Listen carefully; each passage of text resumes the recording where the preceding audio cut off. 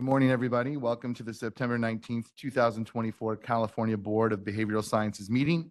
My name is Chris Jones. I'm chairperson of the board.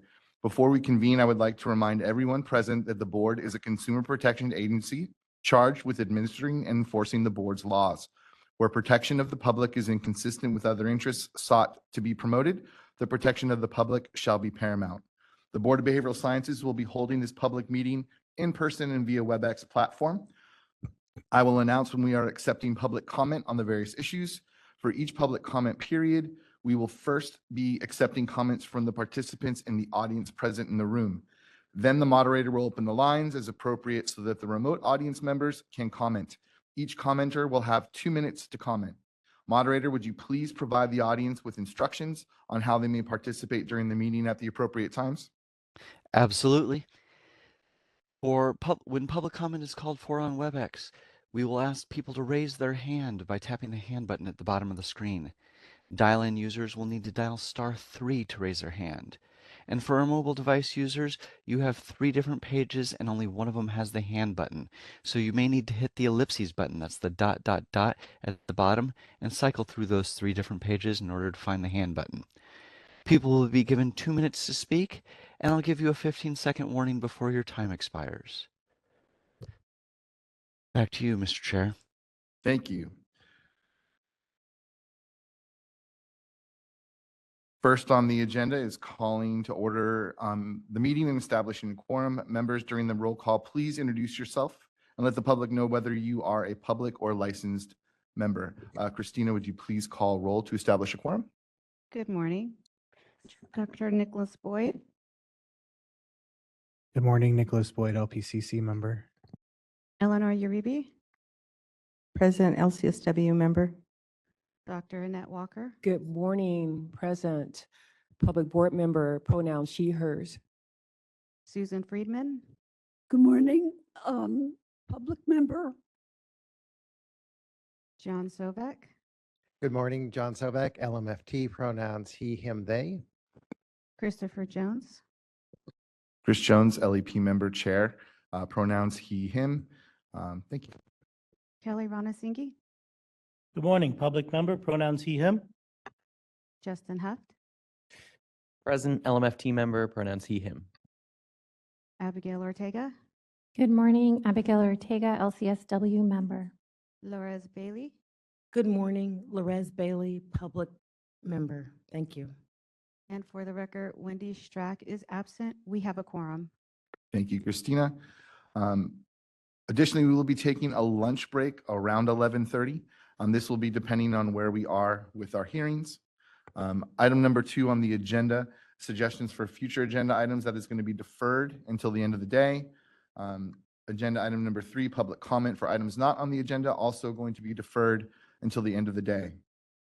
All right, now to move on to our petitioner hearings. This time we can begin our petition hearings. Today, the proceedings will be conducted by the Honorable Sean Gavin. Good morning, Judge Gavin. The meeting is yours. Good morning. Thank you, Chairperson Jones. We're not on the record yet. Before we convene today, I explained the hearing procedure to our petitioners and to our board members as well. I will, once we go on the record, just briefly summarize that explanation once more, as well as I need to do my own roll call to establish a quorum for each petition hearing.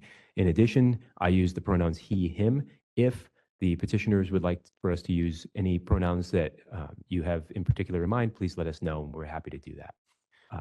Mr. Bernard, are you ready to go on the record? All right. We are on the record in the matter of the petition for early termination of probation of Leah L. French, also known as Leah L. Minor and Leah L. Garza Minor.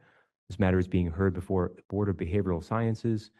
As I said, my name is Sean Gavin. I am an administrative law judge from the Office of Administrative Hearings who has been assigned to preside over this case. The board case number on this matter is 200-2018-000-514.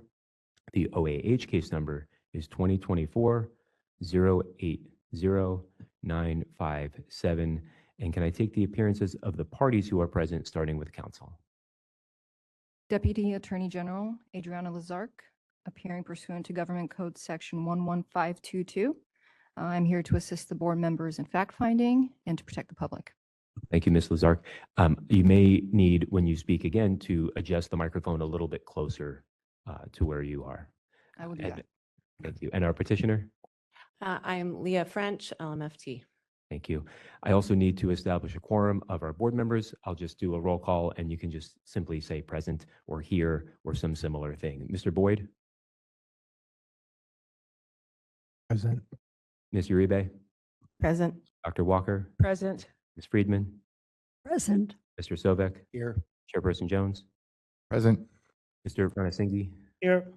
Mr. Huft, Present. Mr. Ortega, Present. Ms. Bailey. Present. These members establish a quorum. Ms. French, in a moment, we'll proceed with the petition hearing. I'll invite the Deputy Attorney General to give a brief overview of the discipline and license history, as well as to present the petition packet to the board members. You can object if you think there's anything in the petition packet that the board members should not consider when deciding this case. After Ms. Lazark has presented that and explained the license and disciplinary history, you'll have a chance to present evidence. You can testify on your own behalf, you can call additional witnesses if you'd like, and you could present additional documents if you want. When you testify, please keep in mind that the board members have had a chance to review the petition packet. You do not need to repeat all the information contained therein. However, if there is specific information you'd like to highlight, you may certainly do so. After you've testified, Ms. Lazark, followed by each board member, will have a chance to ask you any questions they might have. Once all of that is done, I'll give both parties a chance to briefly summarize what they think the evidence showed and suggest what outcome should happen as a result. Do you have any questions at this point? No, I don't. If any questions arise for you, please let me know, and I'll do my best to answer procedural questions. Okay, thank With you. that, Ms. Lazark, if you'd like to proceed, you may. Thank you, Your Honor. I have provided the board, as well as Your Honor and the petitioner, with a total of 5 pre-marked exhibits. The first exhibit is a 2-page document. It's the memo to board, signed by Craig Zimmerman. He's the probation analyst. And I ask that Exhibit 1 be admitted, Your Honor.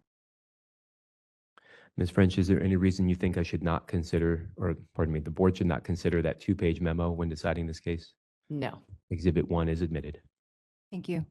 Next in order is what's been pre-marked as Exhibit 2. This is a 1-page document, and it's the certification of licensure for petitioner. I ask that Exhibit 2 be admitted. Ms. French, is there any reason you think the board should not consider Exhibit 2 when deciding this case? No. Exhibit 2 is admitted.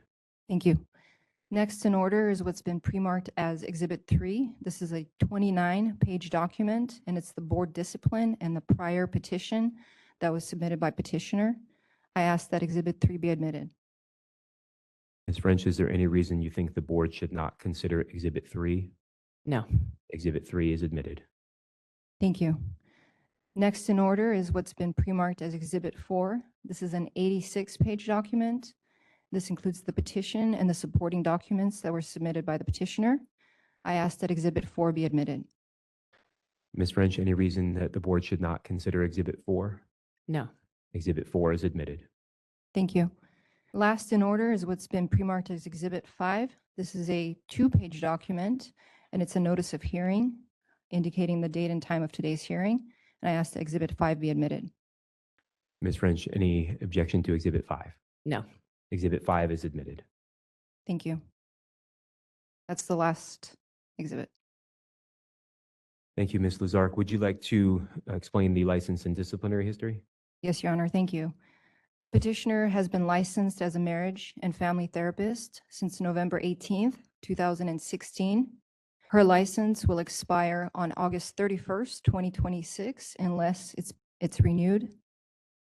On June 1st, 2018, the board filed an accusation against petitioner on the grounds that on November 9th, 2017, petitioner was convicted of a DUI with special allegations that she had a minor in the car with her. Petitioner was placed on 3 years of formal probation for the criminal conviction. On December 30th, 2019, the criminal court granted petitioner's request for early termination or an expungement. On November 12th, 2018, Petitioner signed a stipulated settlement and disciplinary order, which was adopted by the board on January 10th, 2019. Pursuant to that order, the petitioner was placed on probation for a total of 5 years with various terms and conditions, including random alcohol and drug testing for 36 times a year. She was ordered to attend dependency support groups, participate in psychotherapy, reimburse the board's costs, and pay costs of the probation monitoring. Petitioner has been compliant with all these terms. On February 4th, 2020, the board reduced the frequency of petitioner's psychotherapy, to once a month. On January 4th, 2026, probation is set to end. There was a period of time when her probation was tolled, and that's between January 8th, 2019 to January 3rd of 2020. Once again, the estimated completion date of her probation is January 4th, 2026. Thank you. Thank you, Ms. Lazark. Ms. French, we now turn to you. Would you like to testify on your own behalf? Yes, I I will. will have you raise your right hand so I can swear you in. Do you solemnly swear or affirm under penalty of perjury that the testimony you'll give in this case will be the truth, the whole truth, and nothing but the truth? Yes, I do. All right, you can put your hand down if you'd like. I will have you say and spell your name for the record, please.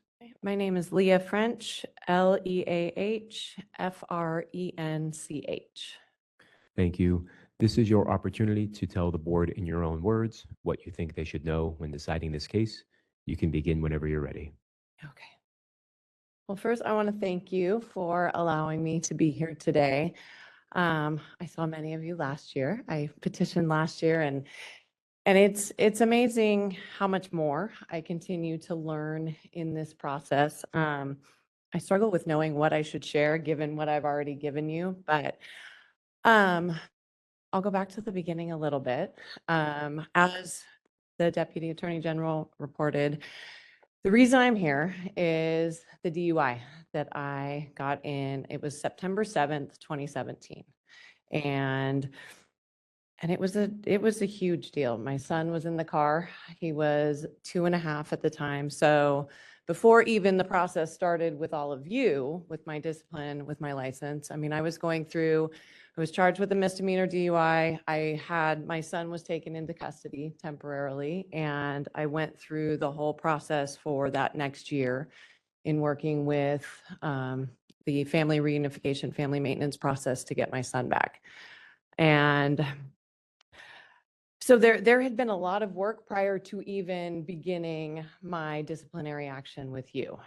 And I know that I have my list, and I did an IOP program for 9 weeks, and I've been in therapy extensively since that time. I have a therapist that I've worked with since I've been on probation with the board, but even prior to that, as a part of getting my son back, I worked with a therapist for about 6 months. I did 90-minute sessions with her.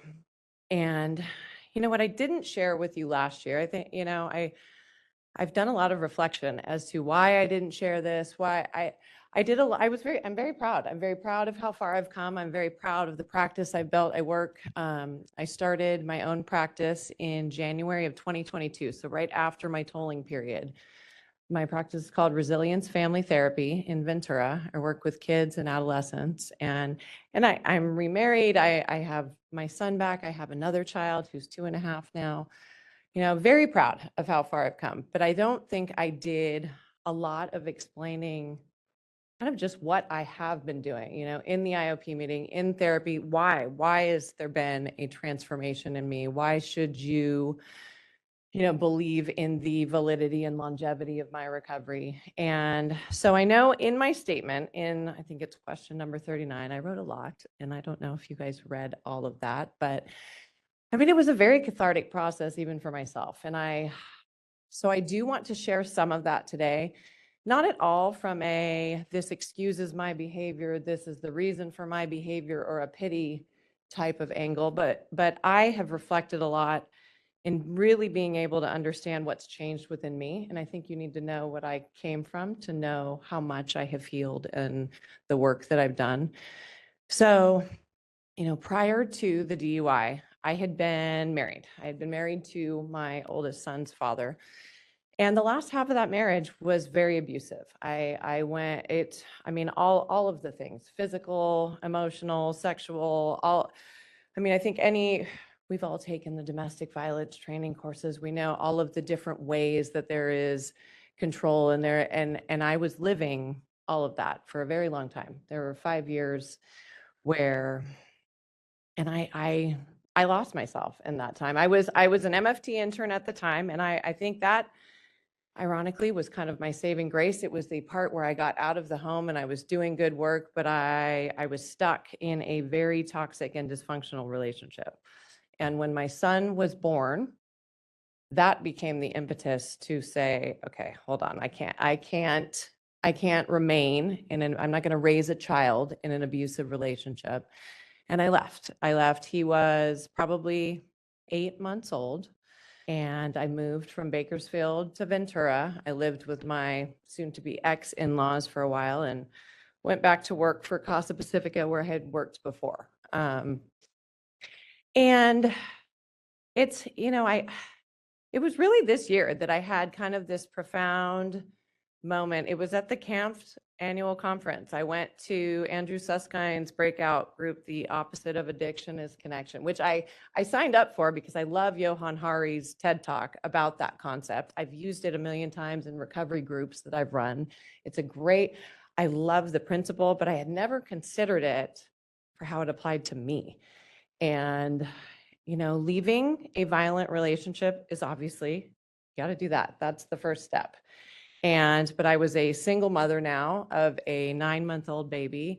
And I moved from Bakersfield to Ventura, which my 1-bedroom apartment rent was as much as my 4-bedroom house mortgage in Bakersfield. So it was a lot. I was working as an intern. I was driving Uber on the side. There was just a lot of go, go, go. And what I recognize now as I reflect on everything I've been through, I'm really trying to consider, why did this happen? Like, how do I make sure this doesn't happen again? I can really see, my biggest regret is that I didn't get myself in therapy right away. I had been through something very extreme. And I think, you leave a relationship. Obviously, there was a lot of freedom. I felt amazing. I was starting a new life. I felt good, but I was not addressing the trauma that had occurred. And I think that I can see now so clearly that is what left me very vulnerable to what happened. Does that excuse my DUI? Absolutely not.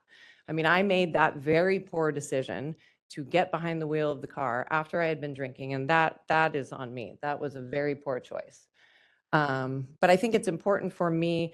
Yes, I celebrated 7 years of sobriety 11 days ago. So September 8th, 2017 remains my sobriety date, the day that I walked out of jail after my DUI, and I've not touched alcohol since. Some could argue, okay, you've been drug tested while you were working with the family law court. You're being drug tested with the board. Is this really legit? And that's been that part, Andrew Suskind, I went into that training kind of trying to get more tools as a clinician. I work with kids struggling with substance and alcohol abuse. And there was one statement where he referenced that underneath all addictive and compulsive behavior is just heartbrokenness. And for whatever reason, I almost started crying in that session. I saw myself so differently. I saw, sorry.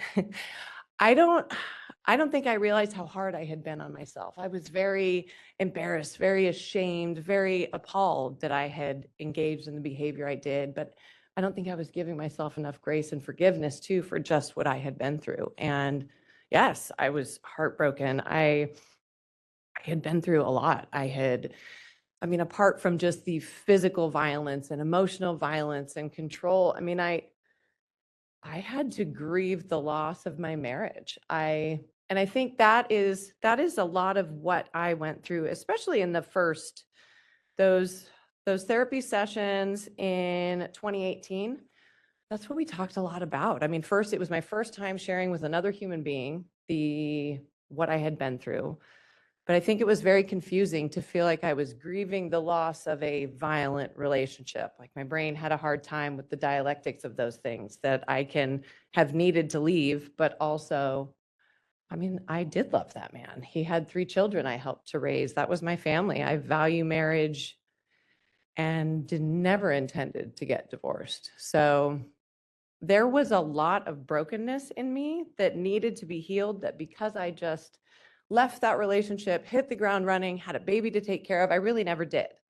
And so I know that's what made me vulnerable to using alcohol. I mean, alcohol was a theme even in my DV marriage. I think that was what I used to numb and not feel and kind of just get through it. And yes, I became sober when I was pregnant.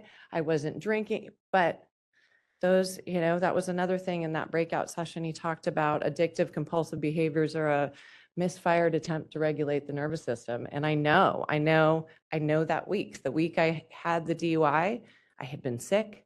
I was in bed. There was a lot of noise in my head, I think. There was a lot of the stuff that I had stuffed down and hadn't dealt with. And so again, I don't share all of that as by any means as justification for my behavior, but I've just become very profoundly aware, like, why have things changed so much? Well, I have processed that trauma. I have healed. I have, what is the opposite of addiction is connection. I came out of that marriage. Yes, I left the violence, but I was very alone. I did not have a lot of connections. I was working, but I was in a very awkward place socially. I was a single mom with a 1-2-year-old. There's not a lot of, I even thought, like, how am I going to meet people my age? How am I ever going to meet a new partner? What? I have this baby. I would go to the gym sometimes and put him in the little childcare, but there wasn't a lot of socializing. And so I can see where I was, Johan Hari talks about that rat park, and the ice. I was still very, very isolated. So yes, maybe the alcohol was removed temporarily, but I hadn't been able to heal and find connection. And so I can see where I would, in my weaker moments, go back to drinking alcohol. And because I do identify as an alcoholic, I know that with me, if I drink alcohol, maybe a few times, it's fine. I drink it, I go to bed, next day is fine. But I am not like a typical person. I don't know when that switch is going to go off, and then I'm going to keep drinking. And I think that, combined with the unresolved trauma and the isolation, just put me extremely vulnerable to using alcohol in a really maladaptive way. So, where am I now? I am remarried.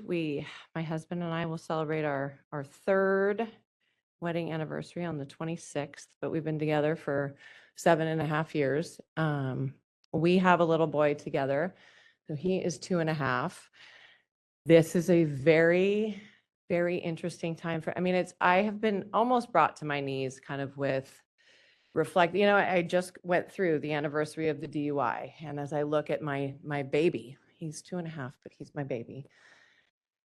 It takes my breath away to imagine that I could ever put him in the position that I put my older son in. And I'm so grateful that I have healed, and so grateful for all of the work that I've done, because it is a very humbling, it's an interesting phase in life to be facing my new child at the same age that my oldest was when all of this happened. And it, that is my driving force, that my kids are my everything. And I think some people don't believe me when I say that I don't have a craving for alcohol. I feel very blessed because I know in the meetings I attend, I know there are many people who don't have the freedom the same way that I do, that struggle every day and have to work every day. But having my son taken away from me for 6 months was a profound experience. And it drives me. I will never put myself in a position, even when my son is 50 years old, I don't want to be intoxicated if he calls me on the phone because he needs my help. And,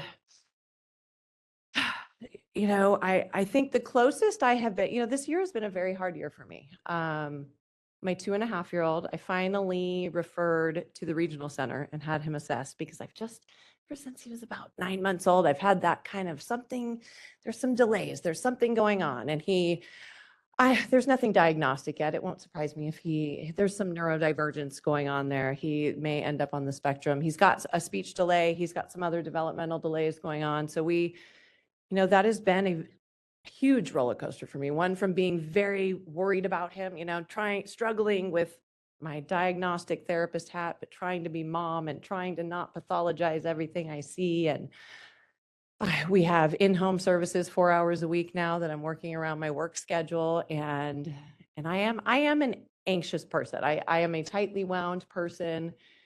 So I know that's where alcohol in my past has been a coping tool. And I've had to work very hard to exercise, and sleep and eating is paramount to my success. And this year, as we started those, I had a great routine, and then as life does, it just turns it upside down. I've got the services for my son, and I wasn't having time to exercise anymore, and I was noticing it. I was noticing my nervous system was very dysregulated, and it wasn't a moment where I wanted to drink, but it was a very, very strong memory, almost, of like, oh, I remember this feeling. I remember this is when I would want to drink. But it was a cool moment because I was able to identify it. It wasn't oh, I want to drink. It was, oh, this is when I would do this. And now this is what I'm going to do instead. And it has been a practicing what I preach. It is, I have to exercise. I've never been a morning person, but when I exercise now is I get up at 5 in the morning and I have a 6 o'clock spin class, and I'm doing it. I'm doing it because I know if I don't, I'm not my best self. I know that I'm vulnerable too. Just because I don't have a desire to drink, I recognize I am 1 drink away from all of those events possibly happening again. And I work very hard to protect my sobriety, to stay on top of healing my heart and recognizing the things that are going on for me internally, rather than the years I spent disconnecting from all of that. So I don't know, I could talk about this forever, but I will. That is all I'm going to say right now. And I would love to answer any questions that all of you have. Thank you. Thank you, Ms. French. Ms. Lazark, would you like to ask the petitioner any questions? Just a few questions, Your Honor. Ms. French, Yes, yes. On September 7, 2017, the date that you were driving drunk, Yes. were you married on that date? No, I was officially divorced. I filed for divorce from my first husband in 2016. So I think it had gone through at that point. You mentioned that you were stuck in a toxic and dysfunctional relationship that was physically, emotionally, and sexually abusive for about half of that marriage. What Yes. about your life at the time allowed you to stay in that marriage for half that length, and what has changed since then?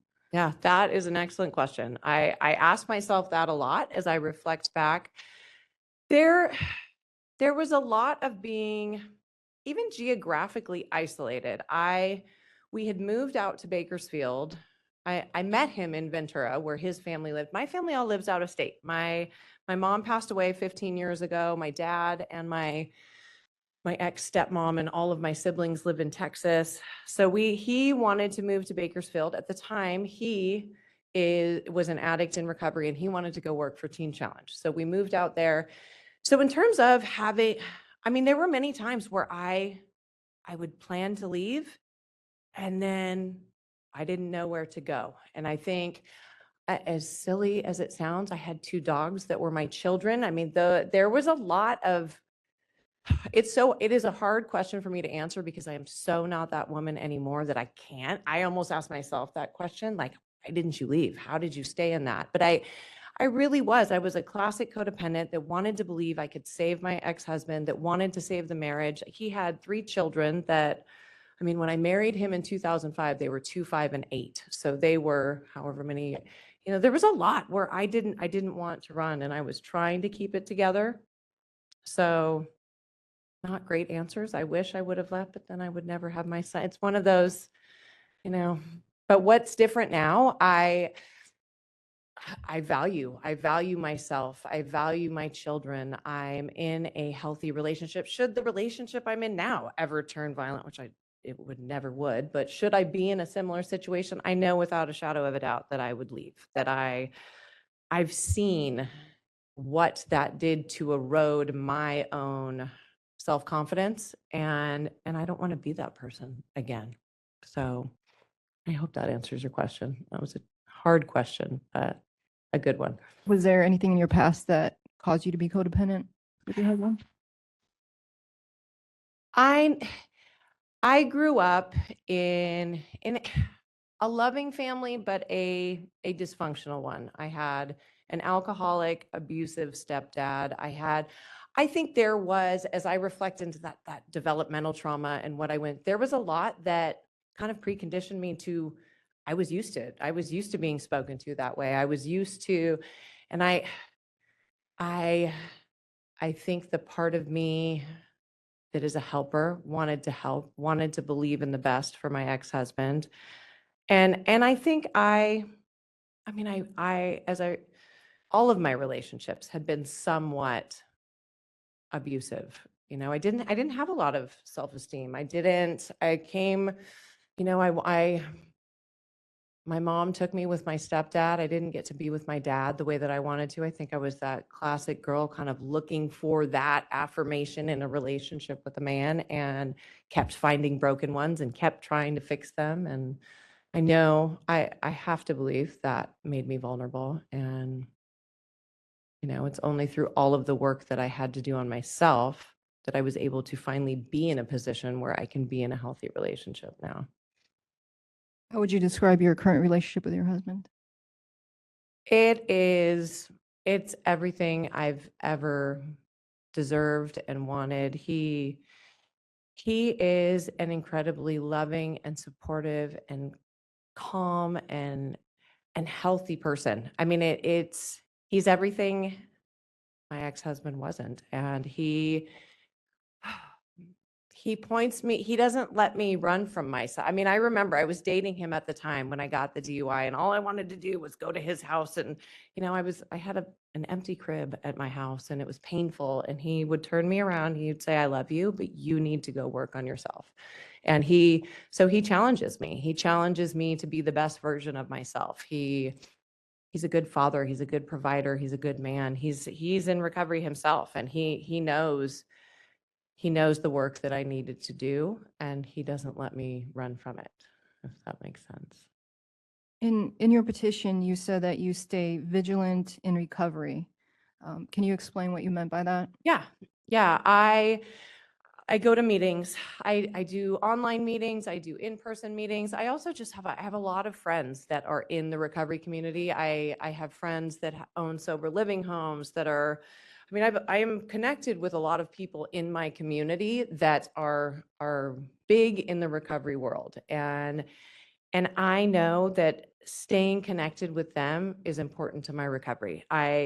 Even vigilant in my recovery is kind of what I talked about earlier, like recognizing I need to take care of myself and my nervous system and stay healthy and regulated so that I'm not vulnerable to relapse. And to me, that's exercise, that's connection with that community of recovery, that's being involved in therapy, that's giving back to the community. I gained so much even just in my work in sharing in an indirect way. I don't share with my clients that I am in recovery, but I use the wealth of everything I've been through and the knowledge I've gained to work with these kids and to run groups and to help guide them. So all of that is just staying connected to who I am and where I came from, and knowing that it's not a job that I give up. I have to stay on top of it every day.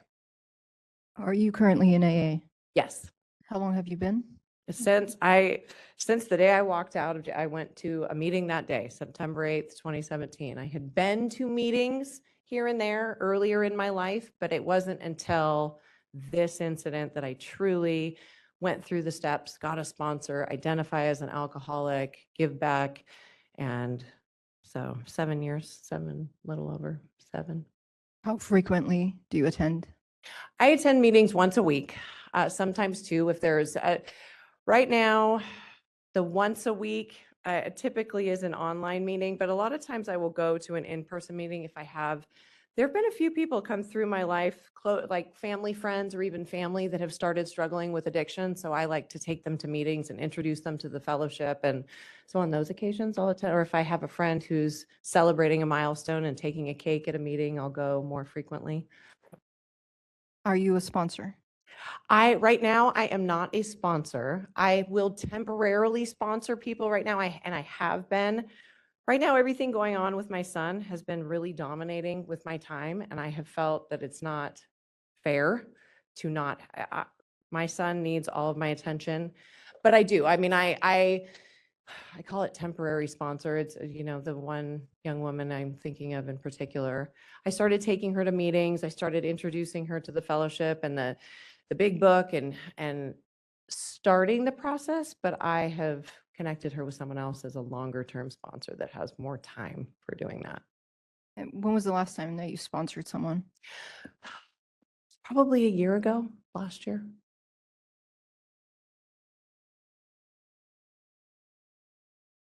Now, you've gone through all of the 12 steps of AA. Have you done that once or multiple times? I've done it once.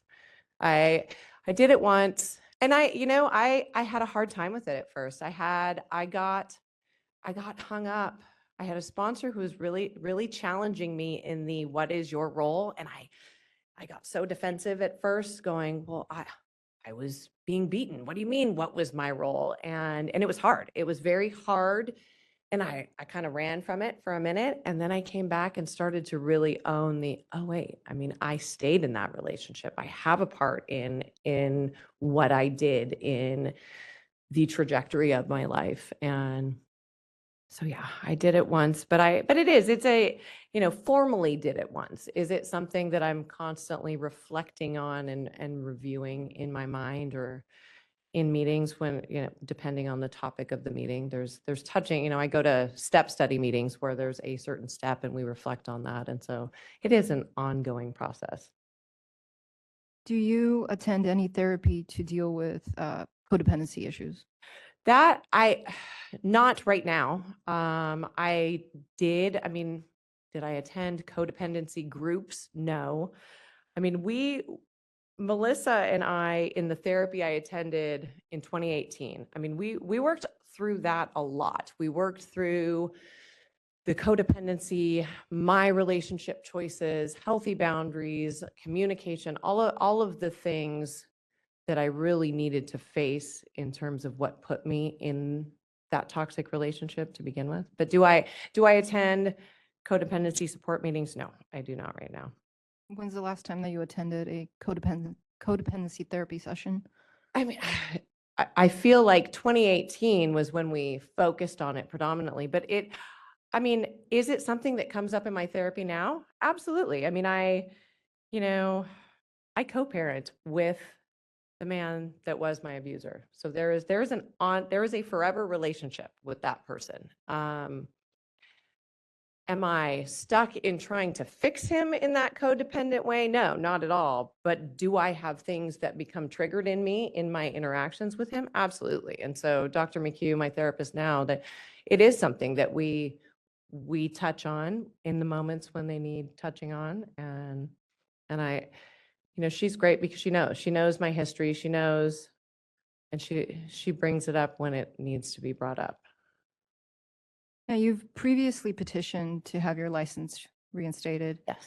And that petition was denied. Yes. Did you read the proposed decision from the previous petition? Yes. And what is your understanding as to why it was previously denied? The main driving reason, in my understanding, was that though I presented that things were going great now and how far I've come, I didn't do a lot to stress or highlight what I have done to get to where I am now. So that was the dominating takeaway for me. If there was a different reason, And what have you done in the last year or so since the last petition? Well, it's been a lot of self-reflection. It's a lot of the same, some of it is the same. Some of it is maintaining my connection in my recovery community. It's the self-care.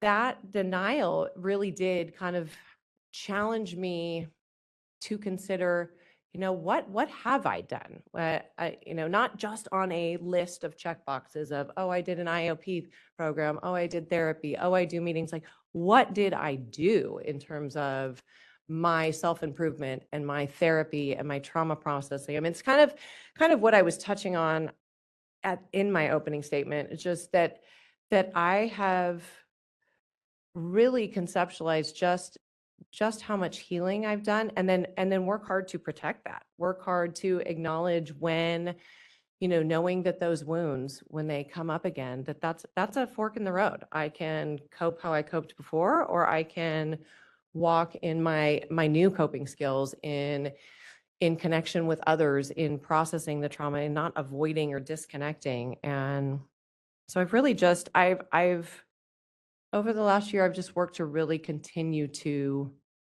reinforce everything that I've done and continue to apply it as life gets hard, as it does. There's no promise just you get sober and life is easy. You leave a toxic relationship, life is easy. That's not true. So let's say you have a hard day. Yeah. You come home and you really want to drink. Yeah. How do you deal with that trigger? The first thing I would do is talk to someone, whether that's sponsor, husband, friend. But another thing that I have found that really helps me is exercise, is whether it's running, whether I love biking. We have a weight system at our house. There is something for me in that physical, kind of physiological moment that helps. But I've also, learned that the reaching out to someone is the first step. It's, allowing that little voice to go unacknowledged is planting a seed for possible failure. And who's the first person that you'd reach out to? I reach out. My husband is my first person, but I have two very close friends. My sponsor, Dusty, though we're still friends, I have gotten closer with some other women in recovery. I've got a friend, Megan, and a friend, Nicole, and they're probably my closest friends, that they're also in recovery, and they're the ones to say, hey, I'm really struggling. This is what I'm thinking. And they're, Nicole in particular, she's very hardcore. She runs sober living. She is very by the book when it comes to AA, and she will be the first to say, you need to get your butt in a meeting. You need to get over here. You need to talk to others. And she keeps me on that straight and narrow. Now, there was a gap of about 3 years where you had to toll your probation. Can you explain why you had to take that toll? Yeah. In January of 2020, I ended up very sick and in the hospital with pneumonia, and nobody knew what it was at the time, but I think we all kind of know what it probably was. And I ended up developing, I'm one of those, I kind of jokingly call myself patient zero with COVID, but I ended up developing all kinds of complications, heart complications, autoimmune complications. I was out on medical leave for about 1.5 years. And because they weren't testing at the time, I don't have hey, that was COVID. But my doctors came to pretty much feel that what I was going through was long COVID as we know it now. They didn't know that that's what that was at the time. But I was meeting with all kinds of specialists and cardiologists and rheumatologists, and I kept hoping to go back to work, and then I would be told, no, you can't, your heart is not, okay, we need to figure out what's going on with you. So that was from kind of January 2020 into the beginning of 2021. And then at that time, we had my husband and I had been planning our wedding in 2020, but we had to postpone it because of the pandemic. We had been planning to do IVF, that we had to postpone because of my health. And so all of that, once I got better, we went to Europe to do IVF kind of in the middle of 2021. I planned a wedding. We got married. My plan was to wait to go back to work until I had the baby, until I realized part of my probation required I couldn't be out of work for more than 2 years. And so that's when I spoke with my probation monitor, who did say, if you really, we could go petition for an extension. You have a valid reason that you were out. You were very ill, but if you would, if you're ready, and I don't know that you're ever really ready to launch your private practice, but what's 7 months pregnant? That's what I did. And so, so I went back to work in January 2022, had the baby in March, and have been growing my practice ever since. What guarantees can you make to the board members that you are not going to relapse? I know that I'm not going to relapse. I know, and I've really reflected on this. Like, how do I help you understand my transformation? I know that I will never touch alcohol again. I know that being off probation and not being drugged, like none of that. I don't not drink because I'm on probation. I mean, yes, I'm not supposed to drink because I'm on probation, but I don't drink because I don't ever want to be that version of myself that I was. I love my job. I want to do more of my job, not less of my job. I love my children. I want to be there for my children. I love my marriage.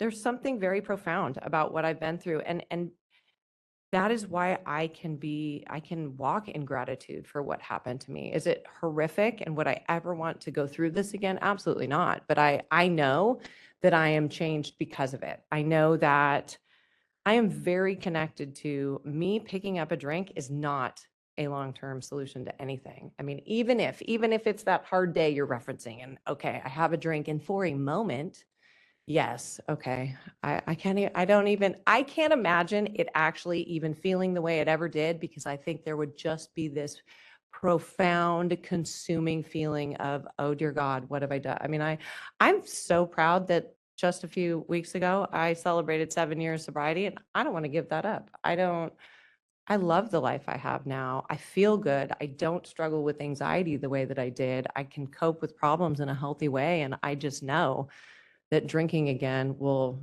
bring all of that down. And I do. I believe what is said in the 12-step rooms, that the disease is cunning and baffling and progressive. Like, I have no doubt in my mind that if I pick up alcohol again, it won't take long for me. I don't want to imagine where it would go. I think I am very lucky that I did not hurt someone, did not hurt myself, my child, in that accident that I had with the DUI. And I don't take lightly that should I drink again, it could get 1,000 times worse. Someone could be hurt. Someone could die. I'll never even put that in jeopardy. Nothing further. Thank you, Ms. Lizark. You okay? All right. We're going to move on then to our questions from board members. We'll start with Mr. Boyd. Any questions for petitioner? Hi, good morning. Hi. Thanks for being here, Dr. Boyd, LPCC member. I really appreciate your testimony, and you kind of touched on it a little bit towards the end. But just, as you've made, this amazing progress in your time so far, once probation's all said and done, what is your kind of motivation to keep maintaining what you've managed to be able to do so far? I mean, I think obviously my children, I mean, I say that, and my children are a huge driving force to motivation to continue. But I think there's the internal motivation. I feel so much better than I did when I was someone that was using alcohol. I mean, it's a night and day. I mean, it's what we hope for all of our clients, isn't it? You start by trying to externally motivate someone, and then the hope is that there is that internal, like, oh my gosh, this feels so much better to live life this way. I mean, so that alone is a huge driving force for me. I don't want to go back to, I mean, that was a horrible time in my life. And I know because I am an alcoholic that there's no, I can have a glass of wine with dinner maybe I do. And that's the cunning, baffling part, that goes, oh, look at me, I'm drinking like everyone else. And that's not, I will end up at, maybe 3 days after, maybe 3 years after, but I'm not willing to take that risk. And just my practice, there's so much more that I want to do with my practice. I want to supervise interns. I'd love to do CEUs. There's so many things I want to do that I can't do right now. And I know that if I choose alcohol, that is a path that will possibly steal all the potential opportunities for impact that I have with my career as well. Great, thank you. You touched on my second question, Okay. which was gonna be about, what would it mean for you to be able to get off this probation earlier? Like, what do you feel that would afford you? But it sounds like those opportunities. Yeah, yeah. I mean, I touched on it last time. I love teaching. A lot of my early kind of my part-time job was always SAT tutoring and teaching. Like I love to teach, and I've always imagined being able to supervise associates. And I know I am a great child and adolescent therapist, and there's not a lot of them. And I would love to train more young therapists how to do that. And there's lots of little things that come up. There's a nonprofit that you can dedicate an hour of your time for someone in foster care. Well, you get through the application and is your license free and clear, and I have to stop. Or, my boarding school students that I work with, a lot of them are from out of state, and to truly have some great continuity of care, it would be nice to explore licensure in other states to kind of be able to see them on breaks. But again, then that's where I hit the wall again of going, oh, okay, I've got to be patient. I've got to wait. So there's a lot that I would love. That's really primarily the drive. Is it so I can have a drink again? Absolutely not. It's I want to do more with what I'm doing with my practice and the impact I have on the community. My last question is if there was sort of like one sort of message that you would want us to take away as a board, what would that be? Message about myself or? Yeah. Yeah. Something that you would want us to really kind of take away from your testimony today. Just that I genuinely am not the same person that I was in 2017.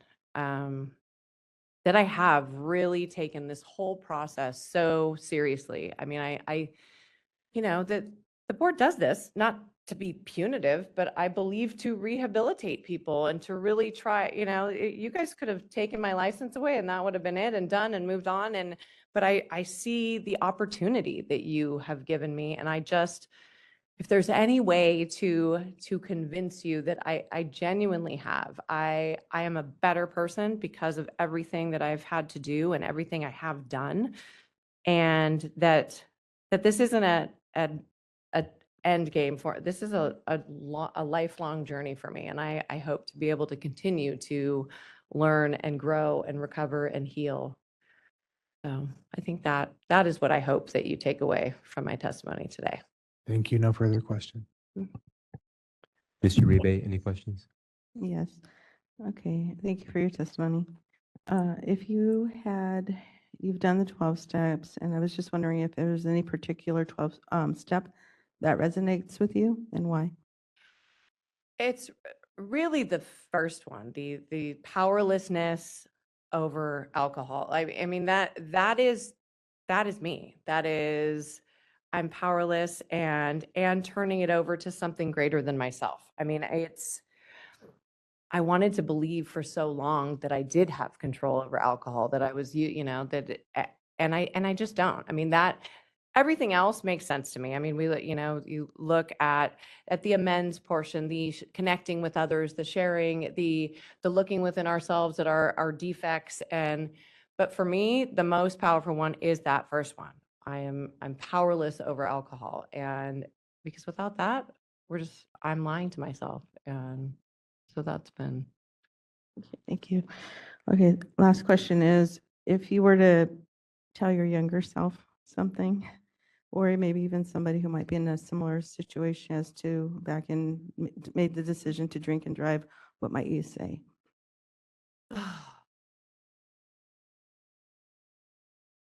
Just that,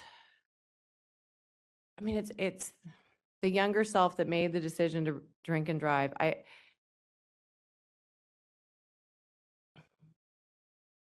I know that in that moment, I was so ashamed of who I was and what I was doing that I didn't want to connect with. What I needed to do that day was ask someone to help me get my son from daycare. That's all I needed to do, was make one phone call. Can you pick my son up? But I would just tell myself that being authentic and being real and showing my brokenness is okay. I was so dead set on trying to pretend I had everything together, and I didn't want to ask for help. I didn't want to show that I was not okay.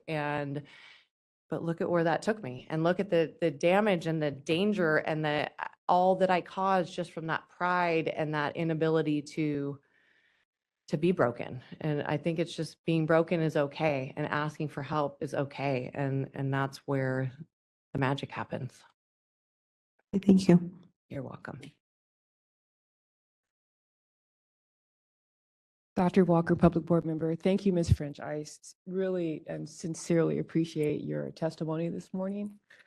And I want you to know that I hear you and I see you. And you said something that really caught my attention a moment ago when you said, I am genuinely not the same person I was in 2017. Okay, so I'm going to ask a question because I don't want to make an assumption, because I did hear what you said, okay, in your testimony. Would you say that you're genuinely not the same person that we saw a year ago? And just make that crystal clear for me.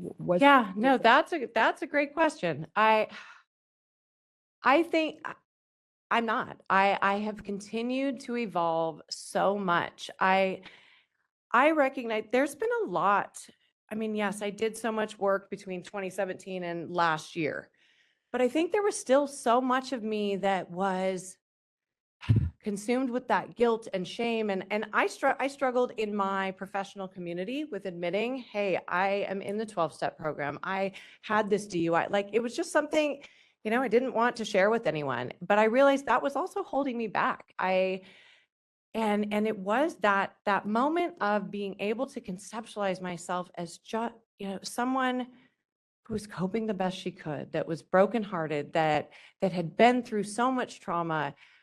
I shifted in my compassion and forgiveness for myself, and it has freed me. I mean, I had, you know, even in preparation that was something I struggled with the first round. Is like, oh, who do I get these letters of support from? Oh my gosh, I have to tell people that I'm on probation. That's so embarrassing. But I have come to, like, I know who I am. I know what I've been through. I know where I've been and where I'm going. And so I've challenged myself. I shared on social media this year when I had my sobriety anniversary. I shared some of my story. I mean, it's something I've never done because I have some professional colleagues that are friends. I've always just wanted to keep it under wraps, and it's not something I'm ashamed of anymore. I talked with my next door neighbor at my office building, and I let her know, you know, and that is a huge growth area for me, because the perfectionist, I want to just be the girl who has it all together, doesn't like to admit that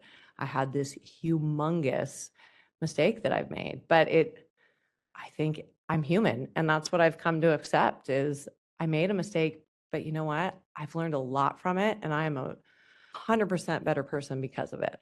So yeah, I'm a different person than I was a year ago. Yeah, thank you. I appreciate your response. Of course. Good morning. Thank you so much for being here and sharing and opening yourself up and to share with us. You mentioned that a large part of your motivation is mothering your children. Yes. Which I totally understand. But they grow up, and it happens faster than you can possibly ever imagine. And there'll be a lot of extra hours in your day suddenly. Have you thought about that? Yeah, Are you that prepared to be able to deal with that? Yes, that's a great question. That's where I recognize, yes, I would say the number one motivator is my young boys. But you're right, my young boys will be adult boys and out on their own, and that's where I have huge goals for myself professionally. Right now I only work 3 days a week. I work Tuesday, Wednesday, Thursday so that I can be home with my kids some afternoons after school, so I can do some of these in-home therapies with my little one. And it's hard because my phone's ringing off the hook. I want to do more. That the overachiever in me wants to do so much. But I tell myself, there's a lifetime to do that. My kids are only small for a short amount of time. I want to be with them right now while they're small. And as those hours start opening up, there's a lot I want to do career-wise. And even just personally, I would love to have time. I mean, I run out of time for exercise. I don't like exercising at 6 o'clock in the morning. So I would like to have more time to just live my life. I want to travel. There's a lot there's a lot that I want to do and a lot of life I want to live. And I know that alcohol will take all of that from me. So I hope that answers your question. Thank you. You're welcome. John Sobek, LMFT. Hi, Hello. John. Happy birthday. Thank you. And based off Ms. Friedman's question, I actually have a question as well too. How do you share with your kids, probably especially more the older one, about your journey? That is something that I have been doing more recently. He'll be 10 in December. So it is something I think in the early parts of my recovery that honestly nauseated me, having to tell him that I drove with him in the car. I mean, it's like, that's a big one. But I'm beginning to share with him because alcoholism has a genetic component. His dad is a recovered addict. His grandmother is still an alcoholic. And, there's been an interesting opportunity over this last year. So his half-sister, who was my former stepdaughter, she just turned 21.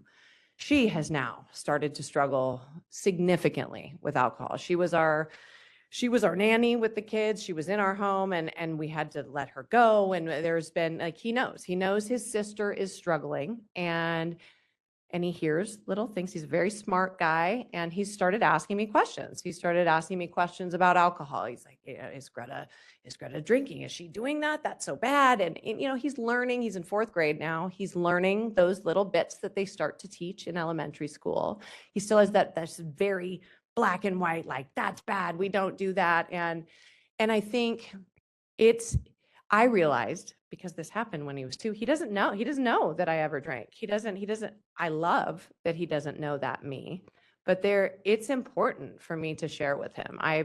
I've framed it a little bit kind of like an allergy, like that, hey, that alcoholism is something that runs in families. Like you have seen your Nana, you've seen your sister. What you don't know is I have struggled with that. And it's something that you have to be very careful about because you don't know. You don't know if that is something you inherited. And, the scary part is you don't know until you try. And then you don't know, is that try going to hook you? And of course, he's in that sweet young age. Oh, mommy, I'll never drink. And I love it. And I tell him, look, but I want you to know that I'm here and I love you and you will.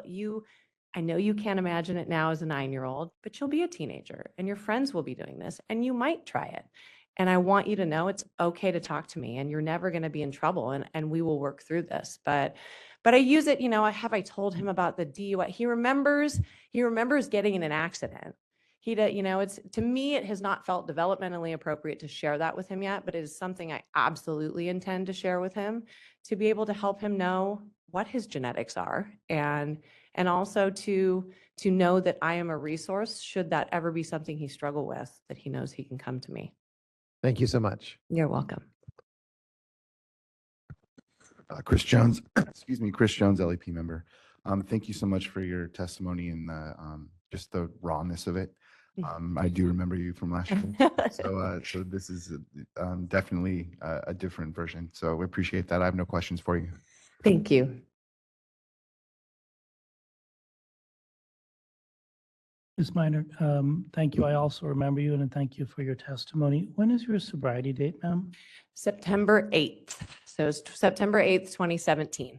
Okay. 9817. Right, so you've been sober for Just over 7 years. 7 years. Yes. And if I understand your testimony correctly, you moved from Ventura really to Bakersfield, which is a rural community in Kern County. That was before, yes, before, I mean, it was probably 2006 was when I moved from Ventura to Bakersfield. I lived in Bakersfield from 2006 to 2015 when I moved back and left. Yeah, and that was part of the problem in extricating yourself from the relationship was geographic isolation. I really believe so. I mean, there were a couple of times where I left in the middle of the night, but I left on, I walked out the door with my dogs. I was so done. And then I was like, You're in Bakersfield. where am I going to go? Right. Understood. Thank you so much. I appreciate it. Of course. Justin Huft, LMFT member. Thank you for your vulnerable and insightful testimony. No further questions. Thank you, Justin. Hi, this is Abigail Ortega. Thank you for your testimony today.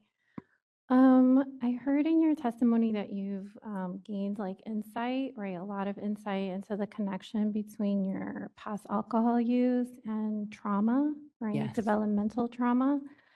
And I see that you attended therapy for 6 months in 2018. Right. And then in 2020, the therapy sessions were modified to 1 time per month. Yeah, that was with a different therapist too. So Yes. yeah, yes. Do you feel that once a month is sufficient time to invest in the developmental trauma work, to manage vicarious trauma, right, from all the clients that are also working through their substance use and trauma and I'm just Yeah, curious. no, I mean, I had spent a year in 2019 seeing Dr. McHugh weekly for that whole year. And at the time, yes, it has felt adequate. I mean, are there times? Yes, I have times in between those monthly sessions where I feel like, oh, it would be really good to talk with her right now. And it may be something, because I feel like my processing of this does come in waves, you know, even this year in January, something happened with my ex-husband where he was telling me he was no longer going to pay child support. And it wasn't the child support itself. It was the dictating, telling me what he was going to do that became so triggering for being in a relationship with someone who was controlling me and telling me everything. And it was something that, you know, my therapist now, she's very busy. It is something I have reflected on, like, do I need to find someone who has more availability that could see me more frequently? You know, because there are times where I would like to see someone more often. For the most part, once a month has been very adequate, but I think you're right. I think because of what I've been through, because of the population I work with and the vicarious trauma and what I'm hearing, and I do have those ups and downs where maybe I am more dysregulated and really needing to work through and process. So I'm aware of it. Have I accessed that? No, but I think that is a good challenge that at times, yeah, I could stand to use that resource more. Okay, and then along those lines, what are your goals in therapy now? And do you plan to continue? I mean, you kind of just answered that you're considering whether or not you're going to increase the frequency, but yeah, more of like, what are you working on? Yeah, my goals right now are really, I mean, the ongoing goal that I think will always be my goal is how to manage the stress of my life, whether it is stress from the population I work with. You know, this year has been very hard. I mean, there was a time worried about the developmental delays with my little one where it was stealing my joy. It was everything I saw going on with him. I was pathologizing and I could tell he needed something and I didn't know what it was. And it was very heart-wrenching. And learning how to process, I mean, even just, you know, having a child with special needs it's its own, like, that's been a lot of the driving work this last 6 months, is how to prioritize taking care of my, you know, I am a helper. I work as a therapist. I am the super mom who does all for my kids and my husband. And the biggest goals in therapy are remembering to take care and prioritize myself. That is predominantly what we work on. And then, you know, the relationship with my ex-husband isn't, you know, we co-parent very well. That is by choice. That is a huge thing I do for my son. But that there's trauma there. There's a tone of voice that can happen. There is things that trigger. And so it's always being very mindful and honest and processing when I've been triggered by him or a circumstance or a situation, and how to work through that quickly and not just stuff it and disconnect with it. So those are the big things that we work on. Okay. So for my understanding, so at the moment you are receiving 1 therapy session per month. And then with your recovery program, it's 1 time a week. Sometimes it's 2 times a week, depending on what's going on in your life. And you don't do the in-person, you do online. Majority I do online. Simply, I've just found that works with my schedule better. But there's a Monday night meeting I love where I live that I do attend in person, especially, well, like I said, when there are celebrations to have or others to support, or there's one in Ojai near my house. You know, especially when, I mean, it's my ex stepdaughter was one of the people that this young woman needed to get to meetings, and plugging her into online meetings were not what she needed. And so it was an awesome going, oh yeah, there's a whole nother layer of benefit. What was hard for me with the in-person meetings is I was running into a lot of parents of my clients in these meetings, which, I mean, in the spirit of what I shared, but am I more comfortable with who I am and where I came from? Yes, but it was an awkwardness where I felt more comfortable with the anonymity that I can experience in the online format.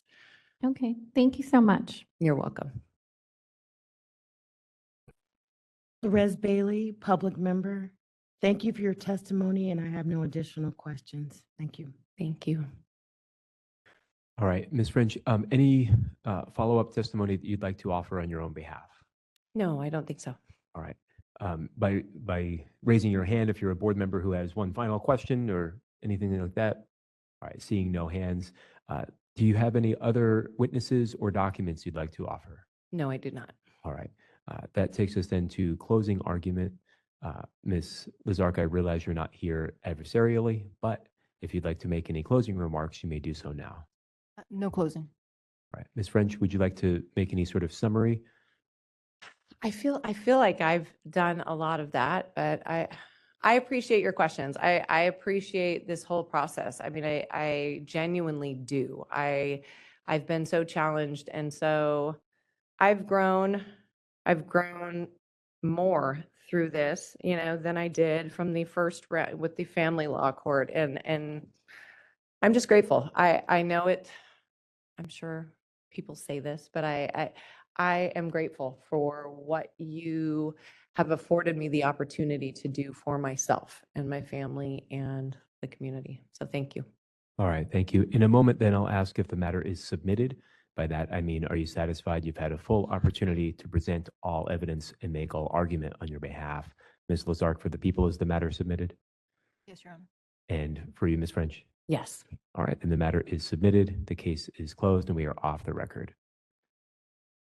We need to give our court reporter a brief break. I would say 15 minutes, given the volume of pages I'm sure that was. So is that okay with you for 15? Yes, we can take a 15-minute break. We'll reconvene at 10:15.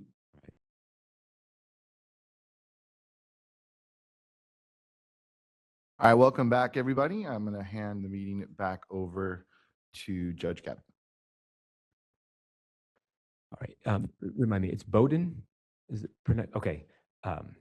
So we're not on the record yet, but you saw how the previous petition went. Yours will go much the same way. And so do you have any questions about the process that will follow? Okay, if you do have those questions, please ask them as they arise, and I'll do my best to answer those. Are you ready to go on? All right, we are on the record in the matter of the petition for early termination of probation of Corey N. Bowden. This matter is being heard before the Board of Behavioral Sciences. My name is Sean Gavin. I am an administrative law judge from the Office of Administrative Hearings who has been assigned to preside over this matter. The board case number is 200-2020-0001-784, and the OAH case number is 2024-080-959. I'd like to take the appearances of the parties, starting with counsel. Adriana Zark, appearing on behalf of the Deputy Attorney General. I'm here to represent the people pursuant to Government Code Section 11522, and I'm here to assist the board in fact-finding. Thank you. And petitioner? I'm Corey Bowden. Thank you. I will also now briefly do a roll call to establish a quorum for this petition hearing. If I call your name as a board member, simply confirm your presence. Mr. Boyd, Yes, President. Present. Dr. Walker, Present. Ms. Friedman, Present. Mr. Sovek, Here. Chairperson Jones, Present. Mr. Ranasinghe, Here. Mr. Huft, Present. Mr. Ortega, Present. and Ms. Bailey. Present. Thank you. These members establish a quorum. Ms. Bowden, I've explained the hearing process off the record. I would briefly summarize it now so your record is complete. In a moment, I'll give Ms. Lazark a chance to present the petition packet and supporting documents and to summarize the license and disciplinary history. After she has done that, you will have a chance to present additional evidence by way of your own testimony, the testimony of other individuals, or additional documents if you would like. After you've testified, I'll give Ms. Lazark, followed by each board member, a chance to ask you any questions they might have. Once both parties have presented all evidence, I'll then allow them to make a brief summary by way of closing argument. Any questions about that process? No. If you do have questions, please ask as they arise for you. Ms. Lazark, whenever you're ready, you can proceed. Thank you, Your Honor. I have provided the board, the petitioner, and Your Honor with a total of 6 pre-marked exhibits. The last exhibit was uploaded, I want to say about 2 days ago, and I want to make sure everybody has that exhibit. It's a personal statement from petitioner. If you're a board member who does not have that final exhibit, just raise your hand. We'll make sure you get a copy. All right, seeing no hands, that confirms the board members do have access. You can continue. Thank you. First in order is what's been pre-marked as Exhibit 1. This is a 2-page document, and it's the memo to the board. And it was drafted by Craig Zimmerman. And I asked that Exhibit 1 be admitted to evidence. Ms. Bowden, is there any reason you think the board should not consider Exhibit 1 when deciding this case? No. Exhibit 1 is admitted. Thank you. Next in order is what's been pre-marked as Exhibit 2. This is a 1-page document. It's the certification of licensure, and I request that Exhibit 2 be admitted. Ms. Bowden, do you object? No. Exhibit 2 is admitted.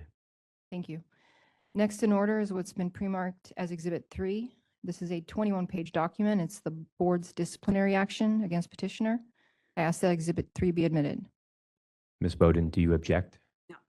Exhibit 3 is admitted. Thank you. Next in order is what's been pre-marked as Exhibit 4. This is a 15-page document, and it includes petitioner's petition and the supporting documents. I ask that Exhibit 4 be admitted. Ms. Bowden, do you object? No. Exhibit 4 is admitted. Exhibit 5 is the notice of hearing, 2-page document indicating the date and time of today's hearing. I ask that Exhibit 5 be admitted. Ms. Bowden, do you object? Exhibit 5 is admitted. And the last exhibit is Exhibit 6. It's petitioner's personal statement, and I ask that Exhibit 6 be admitted. Ms. Bowden, do you object? No. Exhibit 6 is admitted. You can proceed. Thank you. Petitioner became licensed as a clinical social worker on October 23rd, 2017. The license will expire on December 31st, 2024, unless it's renewed.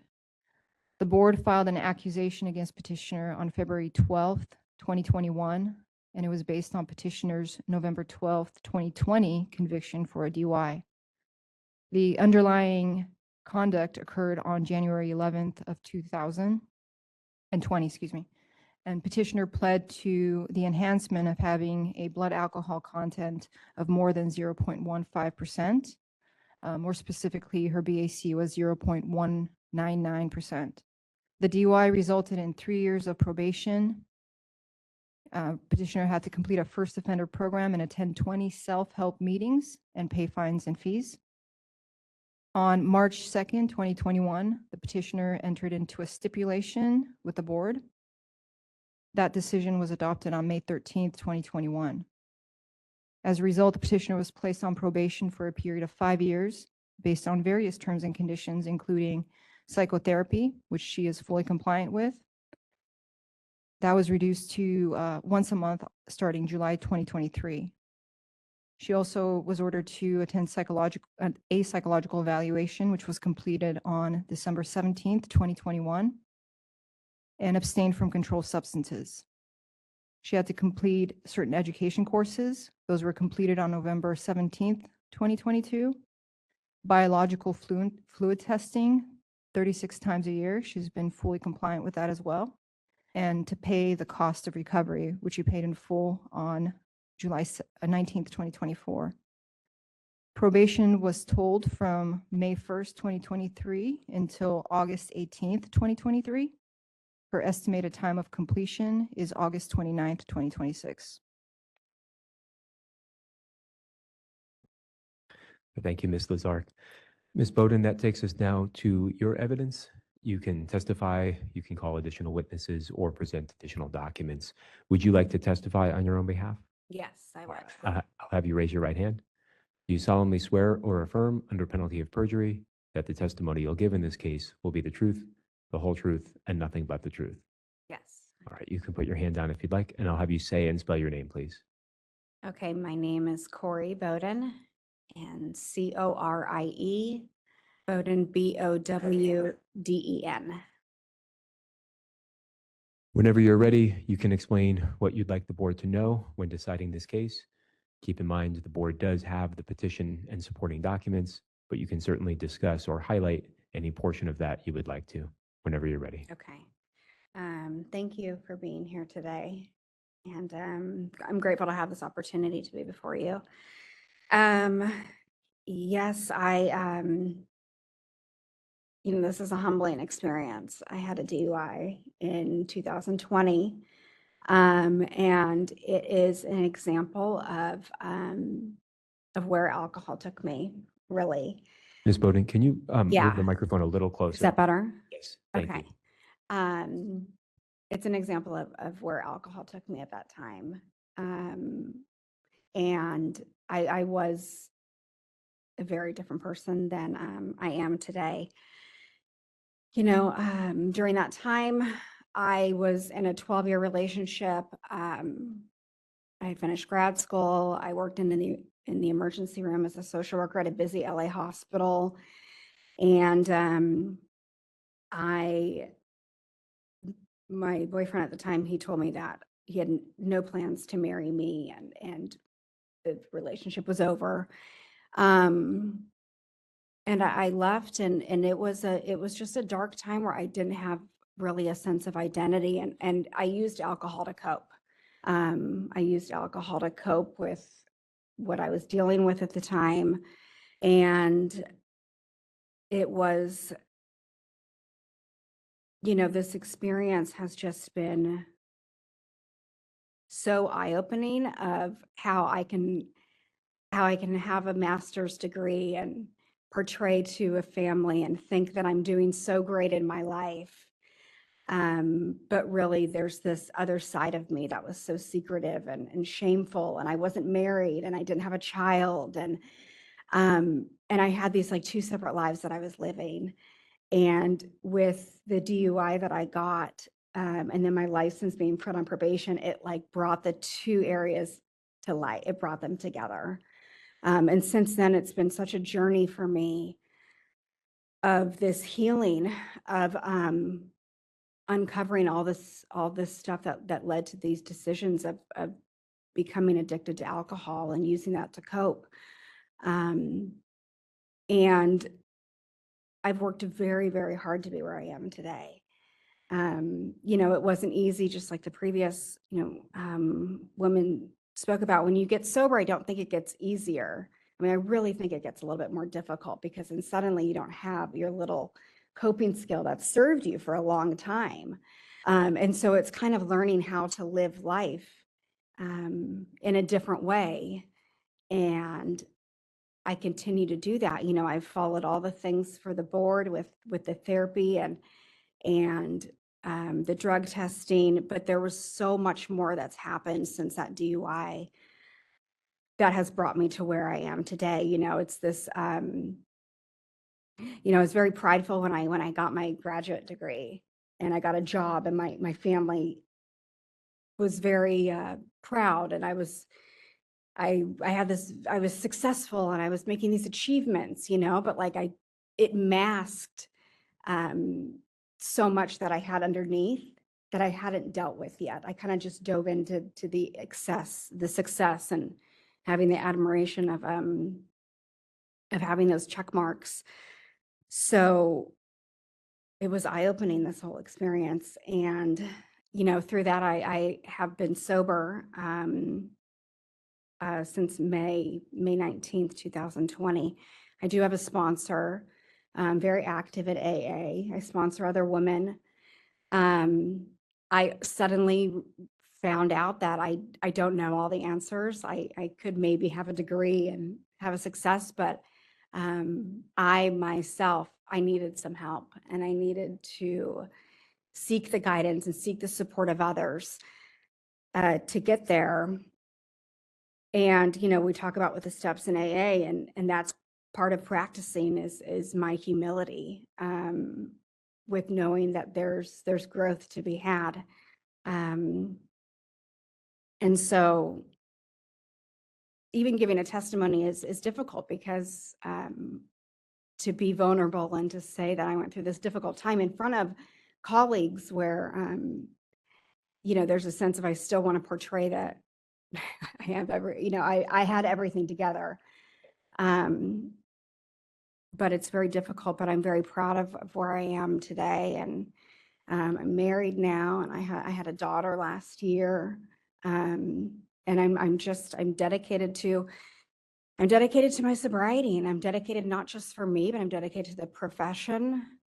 I'm dedicated to the clients and the patients that I serve and the sobriety community, and just grateful to be here. So thank you so much. That's all I have. All right, thank you. I'll now give Ms. Lazark a chance to ask you any questions she Okay. might have. Ms. Lazark? Thank you. Ms. Bowden, Yes, Bowden. you mentioned that your sobriety date was May 19th, 2020, and your DUI, the underlying conduct occurred in January of 2020. Is that right? So if it wasn't your DUI that led to your sobriety in January of 2020, why did you, almost 5 months after the date of your DUI, decide to no longer consume alcohol? Yeah, that's a great question. I thought that I could stop drinking on my own. I didn't realize the scope of my dependence on alcohol to cope with life. I was able to work 3 12-hour shifts. I was very successful. And I rationalized my drinking on my 4 days off that I had worked very hard, and I thought I could stop. And I thought when I got the DUI that I'd be able to. I was like, that's it. I'm going to stop drinking. That's a no-brainer. And it wasn't as easy for me. I had periods where I was able to stop, and then I would start again. And I couldn't understand why, because I wanted sobriety so bad. And so it took me some time. Now, in the middle of all this, COVID had started, and the ER was just crazy. And not that, but that's just part of my thinking, was we were all rationalizing that we work hard and we were working all these shifts and that we were going home and we were drinking. And I didn't know what was going on at that time. It was just a really interesting time working in the ER during trying to get sober and figuring out what's going on. So I needed some more help. So that's when I joined AA, and I got a sponsor, and I started to go to meetings every day. So it was eye-opening. And then my sobriety date's May 19th. Do you still attend AA? I do attend AA. I do 2 live meetings, at least 2 a week. I go to a Monday night's women's meeting. I go to a Thursday night women's meeting. And then I attend Zoom 9 a.m. women's meeting out of San Francisco. I've been secretary of meetings. I have a commitment on a Thursday night meeting. I speak with my sponsor every every Wednesday morning. We speak at 6 a.m. and I meet with my sponsees. Currently, I have 4, and some I talk with every day, some less, but I do work with them at least once a week to take through the steps. And you're sponsoring 4 women? I sponsor 4 women right now. Do you yourself have a sponsor? I do. I have a sponsor. Yeah, I'm very, very close with my sponsor, very active with her. Yeah, and I speak with her every Wednesday morning, and then I see her at my women's meeting every Thursday night. Have you gone through all the 12 steps? I have gone through all the 12 steps. Yes. Yes, several Once? times. How many times? I've gone through them twice, and I'm in the process of going through them again. I like to go through them every year. In addition to your AA classes, what other resources do you use to maintain your sobriety? I'm also part of I do my therapy. I meet with my therapist once a month. And typically at this point in therapy, it's a little bit, we've uncovered a lot of the factors that kind of lead me to maybe my thinking or maybe my anxiety or me being overwhelmed with life. And so I meet with her to kind of check in and make sure that I have all the tools and my thinking is if any perception needs to be changed at all. I'm also part of a women's fitness group where we have Zoom meetings and we hold each other accountable to have a healthy lifestyle and have goals and have things that we continuously strive to work towards. And with my husband is also sober, so we have a big community of support that we have.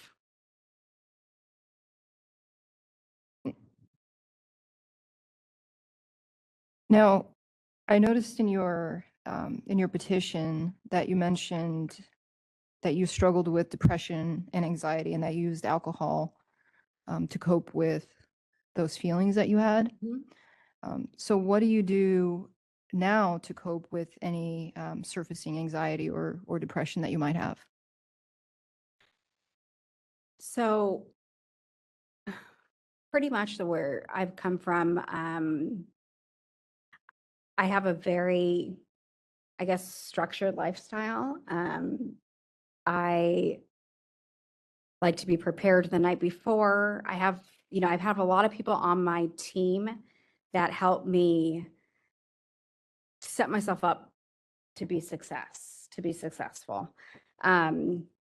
So whether that's getting up early before my daughter wakes up, I'm always she gets up around 6, so I get up around 4:30 to work out.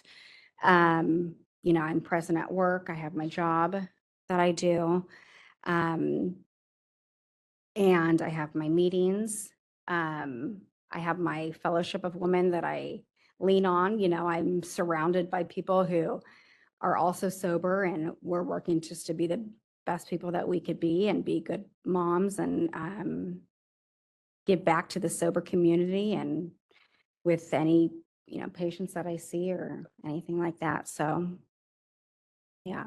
In your therapy sessions, do you address depression, anxiety? We do. Yeah, I wouldn't say I have as much depression as I have had in the past when I was drinking. I have a pretty good life right now. I mean, there's maybe some days that are more difficult or pressures that I have on myself. But I'd say it's probably more just the anxiety and the overwhelm of being kind of a new mom and balancing everything with life and with work. But yeah, I mean, we address it. I think that's part of getting sober is you learn about yourself. You learn how to express kind of what's going on with you and at that given time. When you're drinking and you're escaping all your emotions, you can believe that you're doing really well. It's really easy to do that. And then you get sober and suddenly, it's that constantly checking in with how am I doing today? Where am I on this day? What do I have ahead of me? What do I need to prepare for before I get to this stressful thing. So there's so many things that go beforehand of leading into any sort of depressive symptom or anxiety. It's this whole bigger picture of what do I need to do so that I'm okay and I stay sober and I be the best person that I could be. And really, that's just that's been my journey. So When did you have your daughter and how has it changed you? I had my daughter last year, May 26th, and it has changed me. How has it changed me? I mean, it changes you. It's it's not about me. It's not about me. I think when I was drinking, it's all about me. It's about the way that I feel or how, life has been this or it's stressful and I don't know, I don't have the tools to deal with it, And so now having a daughter, I'm her example. I'm the example, and not just for her, I'm the example in my home. I want her to have a sober mom, a healthy mom. I want us to have a healthy home. I want to teach her how to express her emotions so that she doesn't have to hide from them. I want her to use her voice and to express her feelings and, all the things that I didn't really understand until I got sober, the importance of them. So it's taught me so much. And I'll ask you the same question I asked the last petitioner. You're having a bad day and you come home Yes. and you want a drink. Who do you turn to? The first person I turn to is my husband. We have a full honesty home that we express, where we are in that given day. Full, disclosure, the second person I call is my sponsor. And my sponsor. Yeah. And between those two, we have a good team. And one last question. What assurances can you give the board that you will remain sober and that you will not repeat the previous offense?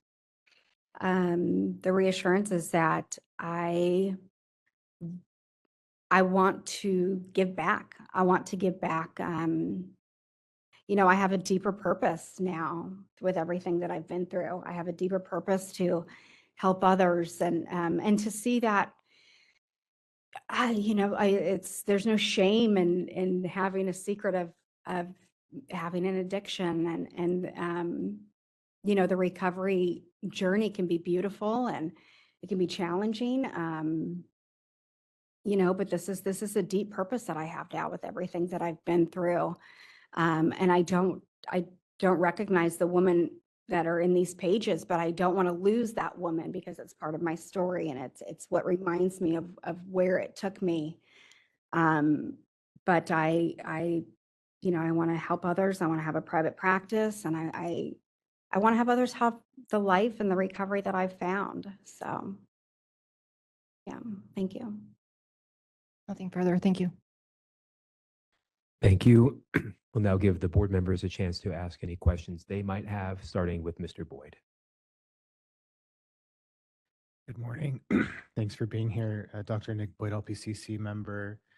I want to first, just acknowledge that I appreciate your honesty in the times. I mean, I know being in a hospital, ER worker is quite stressful, and that it comes with a certain set of stressors that maybe other types of settings don't necessarily experience in the same way. So I want to acknowledge that, and particularly during COVID. So I think it was sort of this manifestation of things, and then your acknowledgement to some of your own personal struggles and how you've coped with those since then. But I would be interested to hear a little bit more, if you could, about how you've kind of worked through some of those anxieties and the depression at the time. Life doesn't stop lifing, and especially as a new mom, it could be challenging. So just maybe help me understand that a bit more if you could. Sure. Part of my process has been, honestly, it's identifying that I'm even feeling stress or I'm even depressed. I'm really good at keeping busy.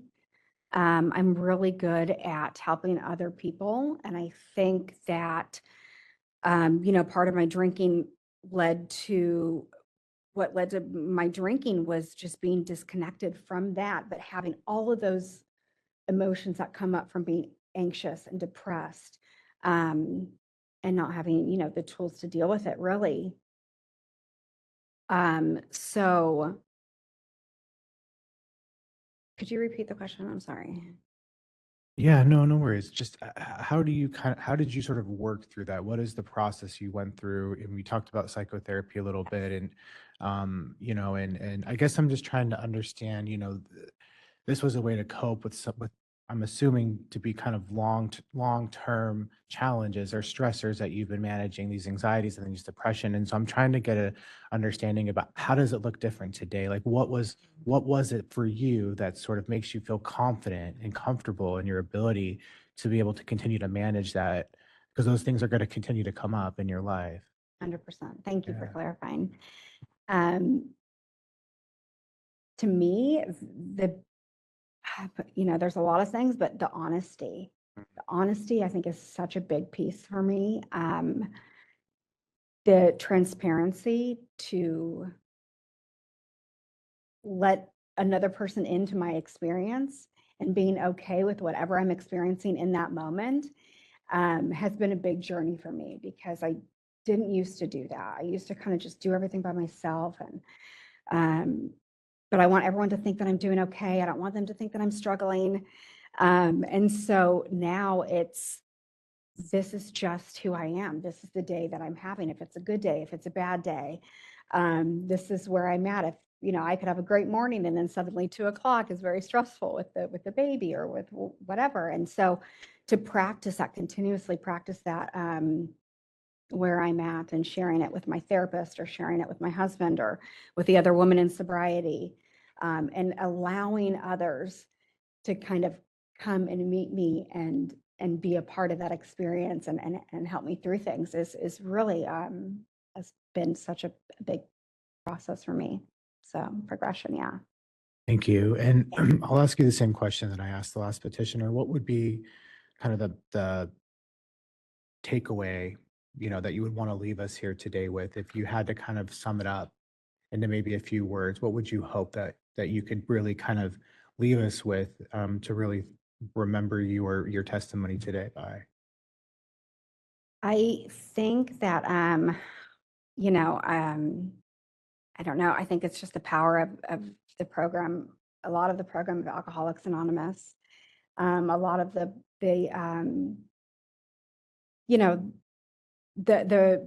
beautiful journey of recovery, that it's ongoing, and, that I'm deeply grateful. This has been such a difficult process for me, but the person I am today from this, I've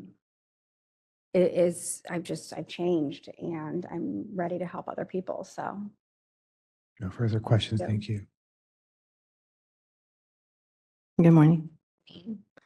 Okay, you had mentioned that you've gone through the steps. You try to go through it yearly? Is that what you said? Go through a year. Okay, is there any step that stands out to you? I guess depending on what phase I'm at, I love step 3, really. There's, step 1, we admitted we were powerless over alcohol. Step 2, came to believe that a power greater than ourselves could restore us to sanity. And then 3, became willing to turn our life and our will over to the care of higher power or God. And for me, that step stands out because if it's sometimes with my will, it's like very strong. I have a plan for my life and I want it to go this certain way. And so with step 3 is kind of handing it over just to say, that God has a bigger plan for me. And learning to know that I'm part of a bigger kind of experience than really just me and my own little world. So step 3 or step 6 is one of my favorites also. Step 6, when we identify our character defects. That's where I identify that, I'm a very prideful person.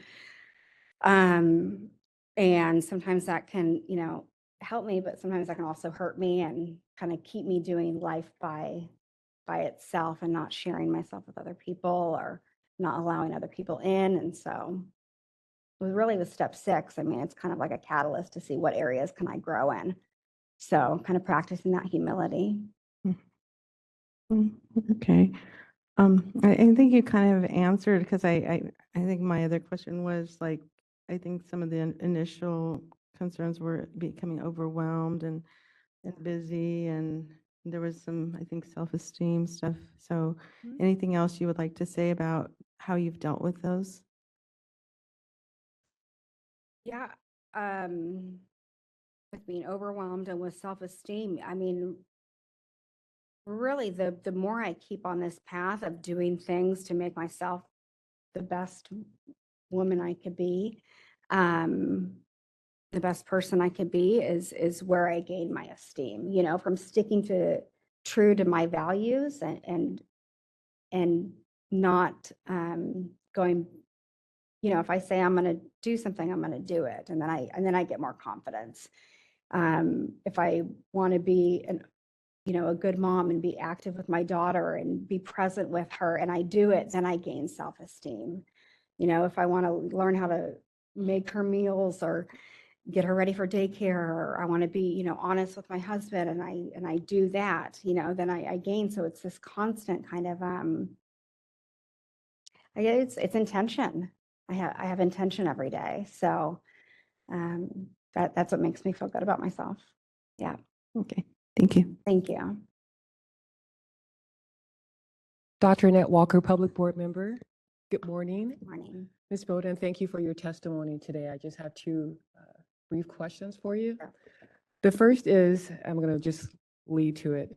You described your DUI experience as humbling and eye-opening, and that you used the alcohol to cope with other, previous conditions that you mentioned in your own testimony. Can you expand on that? What do you mean by humbling and eye-opening? Tell me a little bit more about that. It was humbling in the fact that my drinking was not a secret anymore. I had carried this secret with my work. I had carried this secret with my family. And suddenly it wasn't a secret anymore. And I couldn't hide from it. And I needed some support and I needed some help. It was humbling in the fact of, having the DUI and my license being placed on probation and having to go to my supervisors at work and provide them with the paperwork for my probation and, have be scared of their judgment and what they thought of me or if they thought less of me. And it was humbling in the fact that like I couldn't stop on my own. Like I hated that. Like I wanted to stop on my own so bad. Like I didn't want to have to go to get more help.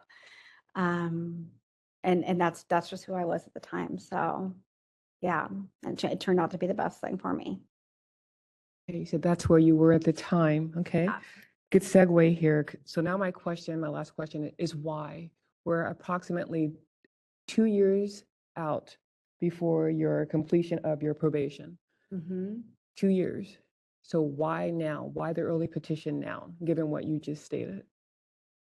So the early petition is I'm sorry, early termination. The early termination is I want to have a private practice. I want to be able to provide therapy.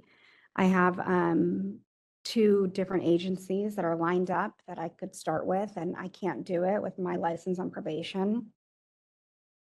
And I feel that I'm at a point where I have something to offer. I feel like there's people out there that are struggling that don't have the tools. And,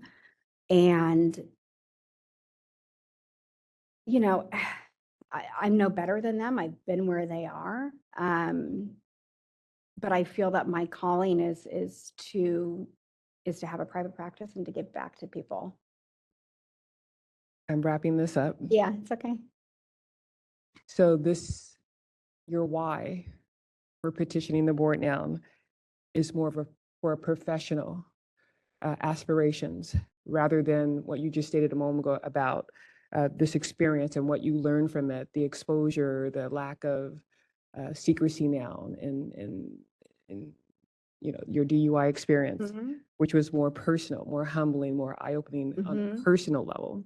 But your reason for being here in front of us today is to further your practice, is to further your work. So I'm hearing personal and I'm hearing professional. Sure. I'm just clarifying what I hear you're saying. Is that correct? You know, it's hard because for all the personal reasons, I mean, of course, there's personal reasons that I would like this off. I feel like I'm a different person. I feel like I've worked very hard. I have my sobriety.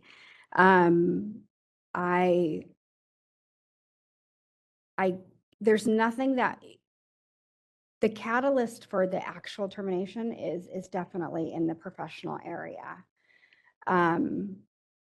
Because even if my license were to stay on probation, I still have things in my personal life that can't be taken away, that I've gained from this experience.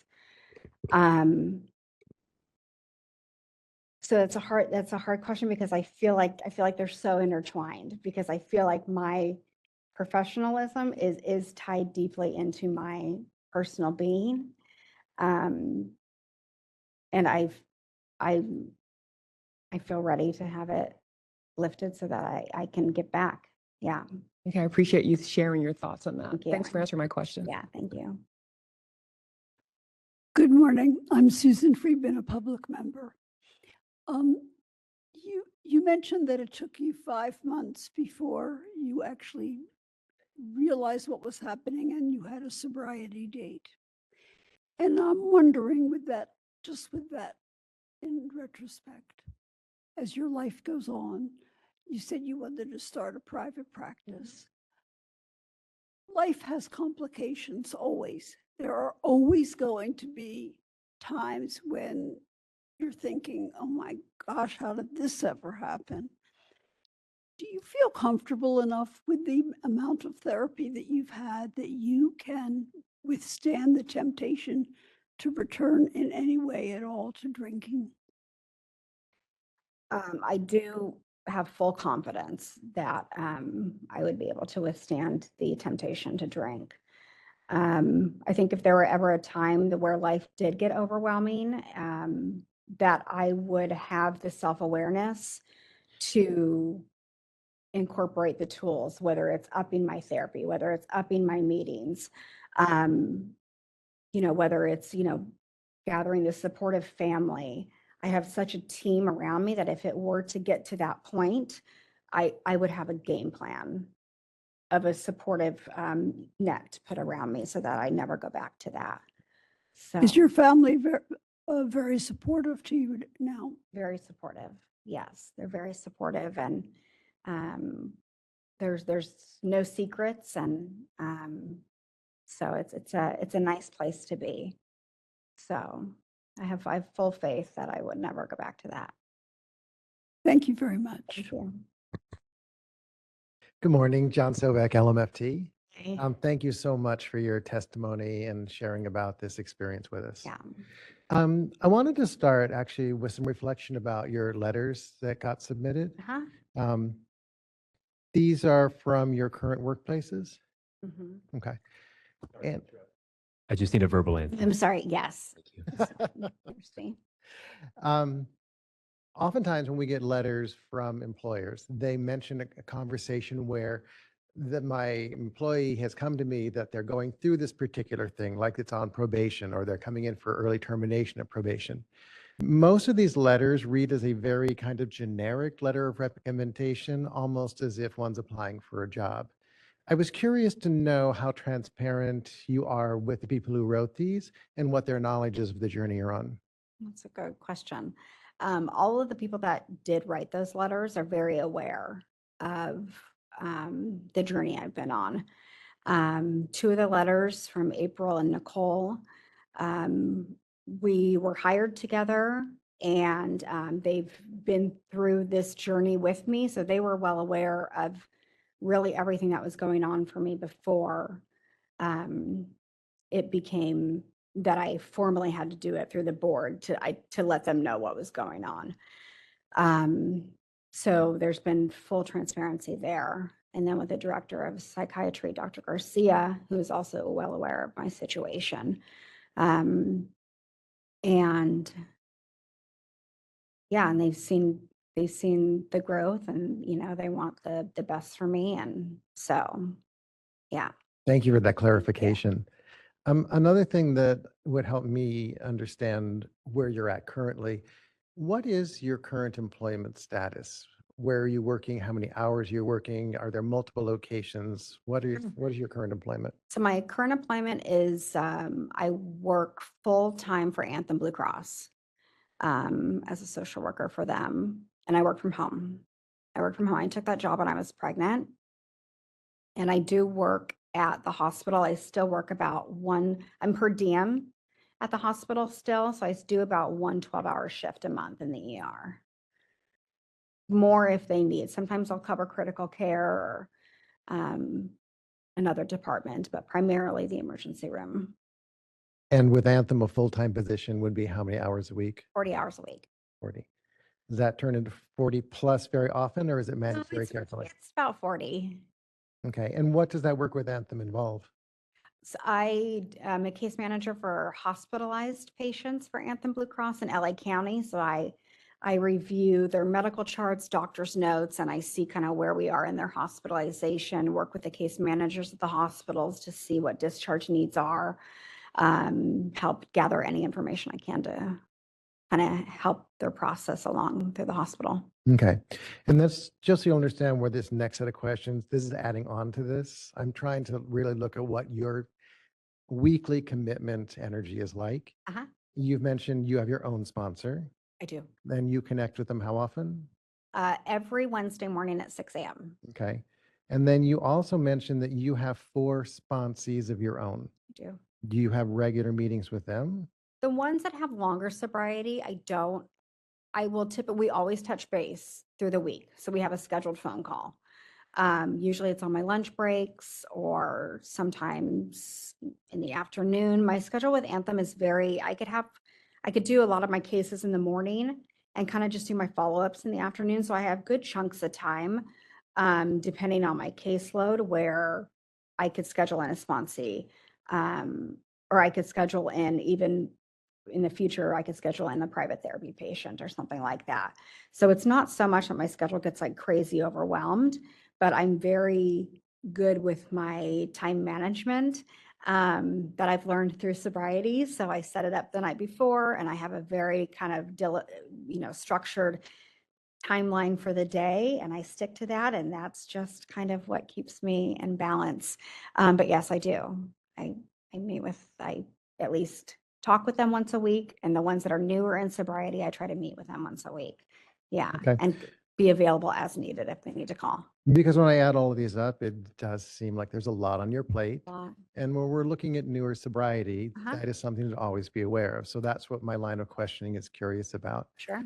There's also a phrase that you use a lot about structure and form and timeframes and pieces like that. My curiosity is then, how do you deal, especially with the newborn, Yeah. how do you deal with when that structure cracks? And I have grace. I've learned to, and I think that that's kind of where, when I go back to the step question of turning your life over, I could have a great idea of the plan that I want for the day, but that's just not how it is. It's things go off plan. And how do I deal with it? I guess I just kind of do. And I think it's just the priorities that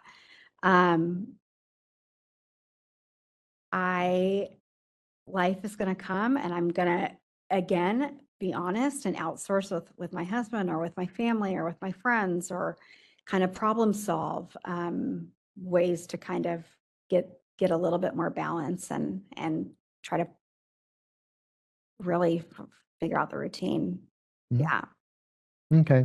And then strong. one more question Yeah. based on this kind of lot going on in your life right now. Yeah. I can relate to that. I'm a person who does a lot in my life. Okay, there you go. You use the phrase that you also want to be an example for your daughter. Yeah.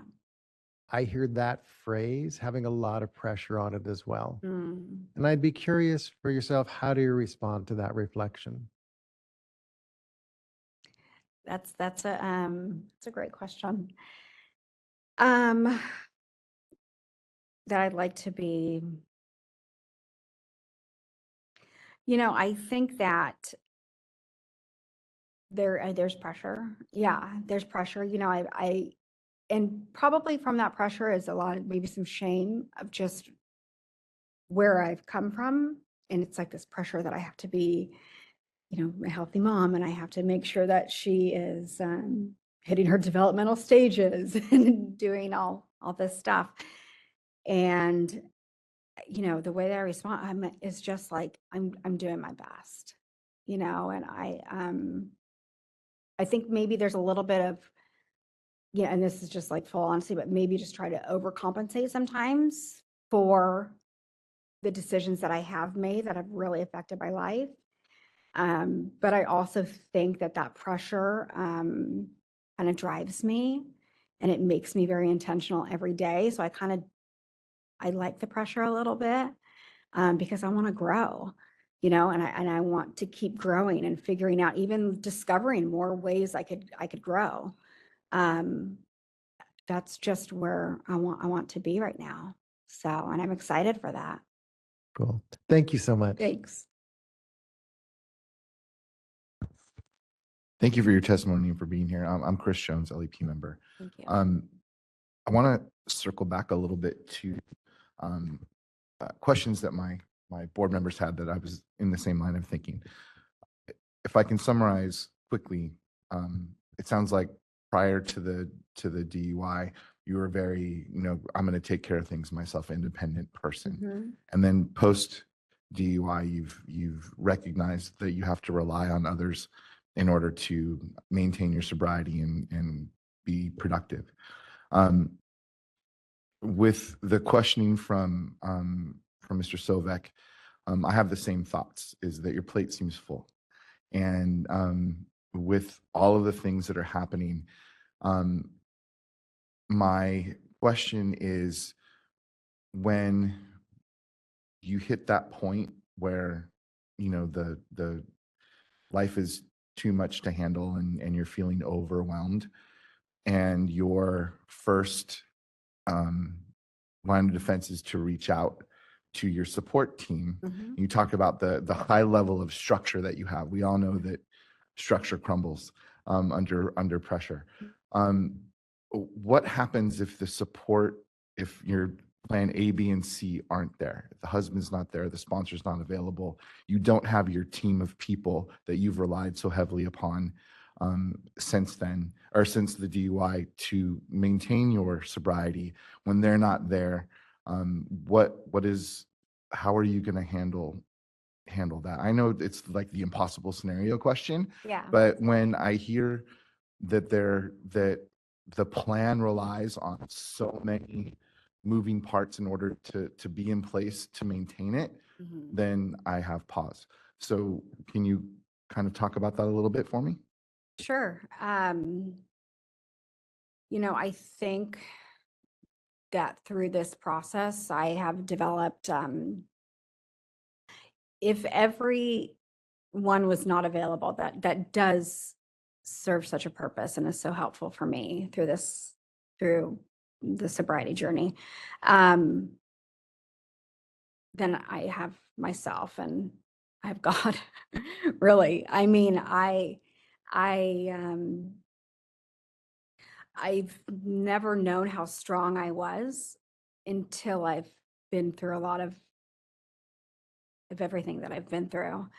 And I think that, I've developed such a sense of self, of what I want and what I don't want in my life, that there's no gray area anymore. Whether, before I maybe I was apathetic, or I didn't really care. I didn't really feel like I had a significant purpose, or, but everything has changed. So if you take all those people away, I still have me and my values and what I want in my life and who I want to be. And, I hold very strong, that person that I love today. And I don't want to lose that. So, Thank you. I think Yeah. that's a great response. thank you. To kind of follow up with that, one of the things that you talked about earlier was the frustration that you felt with your inability to just will yourself to sobriety back, for those 5 months. Yes. So what I'm hearing you now say is that if I don't have anybody there, I'm going to will myself to maintain my sobriety. So before you said, I'm just going to do it. I'm going to give myself grace. I'm just going to handle it. So for me, I'm hearing that in two places. Once where it wasn't successful, and now you're telling me that it's going to be successful. Mhm. So I think what I'm looking for, maybe some concrete, plan of what is it that you do to cope by yourself? What is it that you do to maintain your will to move forward? Because will can be strong, right? Sure. Yeah. So, but what things do you have in place for yourself in those moments when it's just you that are going to help you maintain that sobriety? Mm-hmm. Okay. So the biggest thing that I have, because I do have days that are stressful and overwhelming, and maybe I can't get a hold of anyone, and the biggest thing that I've learned is I have to take a step back and know that my thoughts are not reality. I can turn on a 10-minute meditation, and I can kind of like let those emotions and those feelings kind of calm down to where I can have a clear perspective on what is truth versus, what is this fictional kind of fear that's going on in my head. I take walks. I take a lot of walks. Maybe I put on a little podcast or something of, some motivational person that has gone through a difficult time that I could say, okay, she's done it. I could do it too. Sometimes I could put on a sermon, or I can put on something that can just give me a message of hope and take some of that fear away that I'm having in that moment. I'll get on the bike, I'll get on the bike and I'll sweat it out, and I'll journal. I'll write down exactly what is my fears, because a lot of it is just so much fear. I mean, with overwhelm or stress or whatever, and coming out with, what is the things that are at hand that I need to do that I have to do, and kind of getting a little to-do list of things to tackle. What is the priority? What is something that can wait? There's so much that goes into it that we can get to a point in the day where it's like, oh my God, like this is actually like more manageable than like what I thought it was in the beginning.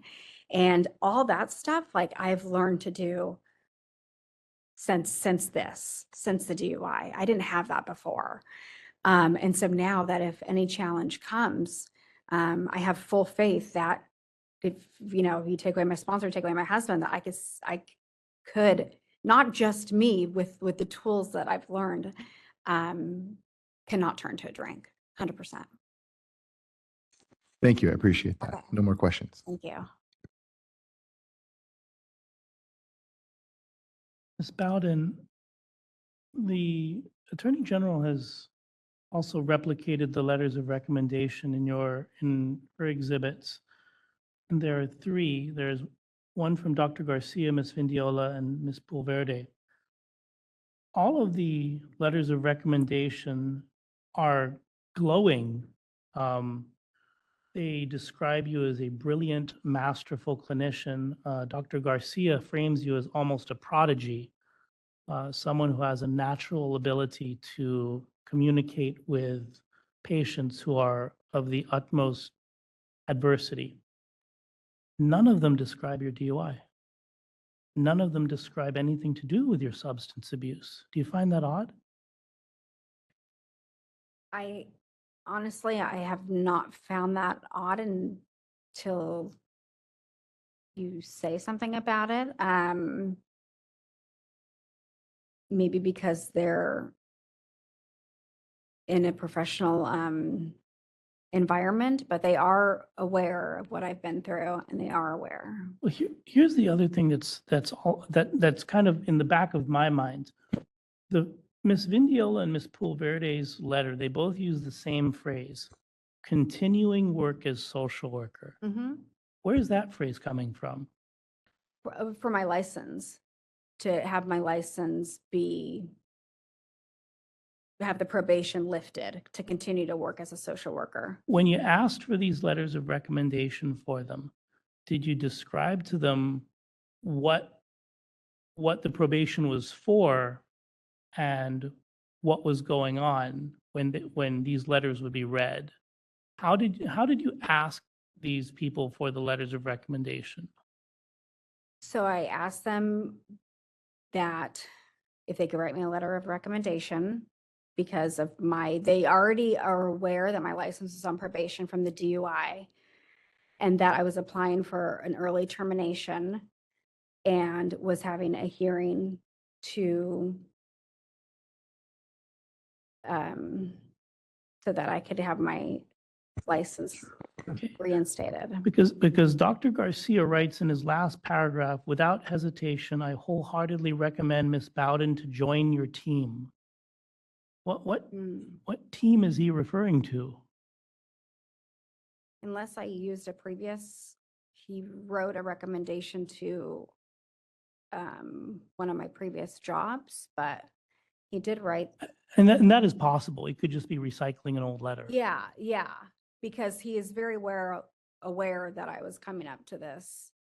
I don't have anything to hide with them. I mean, they're very well aware of my situation, so that I do not know, but. And I will say this, all of the letters are comprehensively describe you as absolutely brilliant, almost unparalleled. And Dr. Garcia himself describes you as truly remarkable, contributions extending beyond clinical expertise, regarded by everyone in the hospital with the utmost respect and admiration. I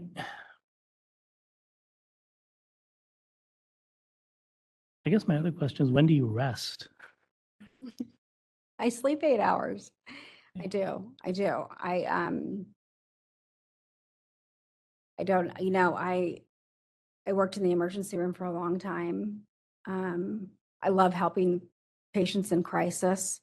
I'm very dedicated.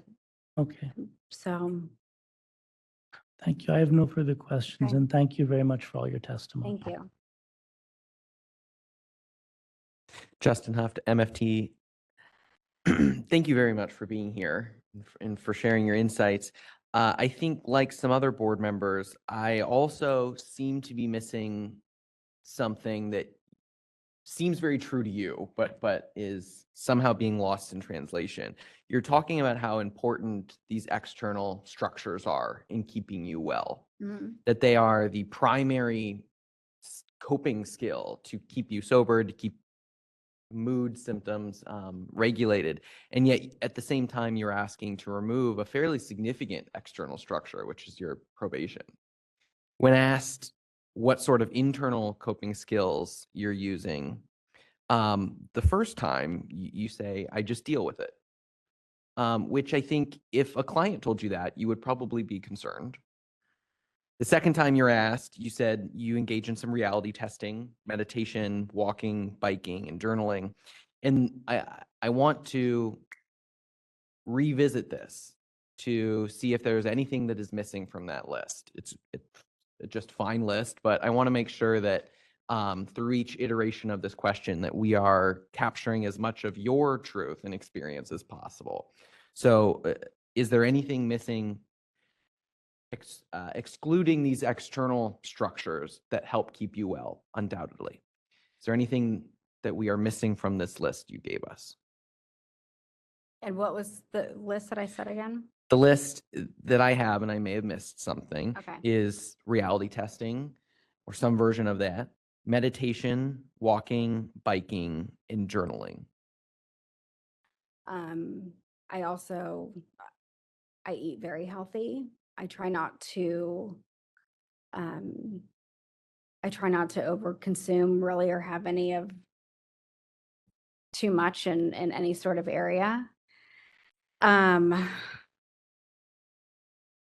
I mean, I think that's a big part of Yeah, keeping excellent. healthy. I reach out to other people. I try to be a good friend and good family member and good worker. And yeah. Yeah, thank you. And I'm hearing a mix of both proactive coping skills, things you do to regulate or to make sure you stay regulated, and then reactive coping skills. You said that a lot of the dysregulation comes from fear. Mhm. And I think maybe more than any other emotion, that fear is going to lessen the likelihood that you are thinking reasonably Mhm. and that you are able to take a step back. And so I'm wondering if you can talk specifically about a recent time where you've experienced fear and you were able to use internal coping mechanisms Mhm. without necessarily you using the other people to demonstrate that you are effective with these. Sure. A recent time that I had a lot of fear was my daughter really was we put her in daycare for the first time. And she was having a lot of, I mean, she's 15 months, but was having a lot of behavioral issues over there and was very difficult. And the daycare person said that she didn't know if she was going to be able to watch my daughter. And the fear that I had was like, oh my God, is something wrong with my daughter? Like, did I do something wrong? Or so how I get over that fear is is the grace. How I get over the fear is the grace and just to kind of like take a step back and know, because my mind, like in the letters, I'm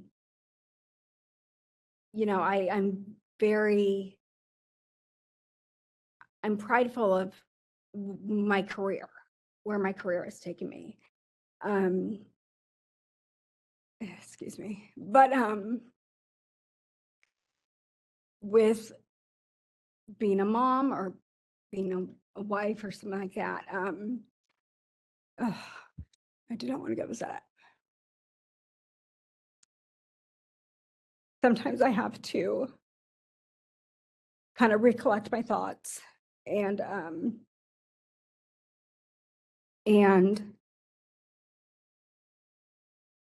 just know that I'm doing my best. So thank you. Yeah. Excellent, thank you. One of our primary concerns here is consumer protection. And you have described, I think, in a lot of different ways, how you as a person have grown, become healthier, become sober. I'm wondering if you can give us a clear idea of how your clients are receiving different, hopefully better care now compared to before your sobriety. I'm present. I'm present. I think there's that empathy there for people that have gone through hard times. And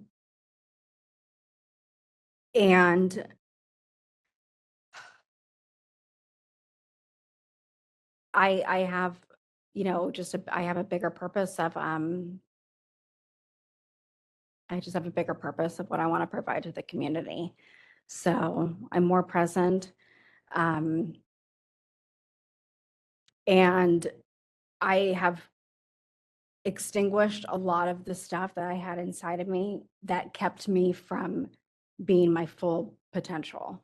So there was, things I had to work through within me personally that while I was providing good care, and I think with the emergency room, it's a very easy environment to not have a connection with someone very easy because it's very fast paced. You have a lot of clients, this and you're buzzing around and it's crisis and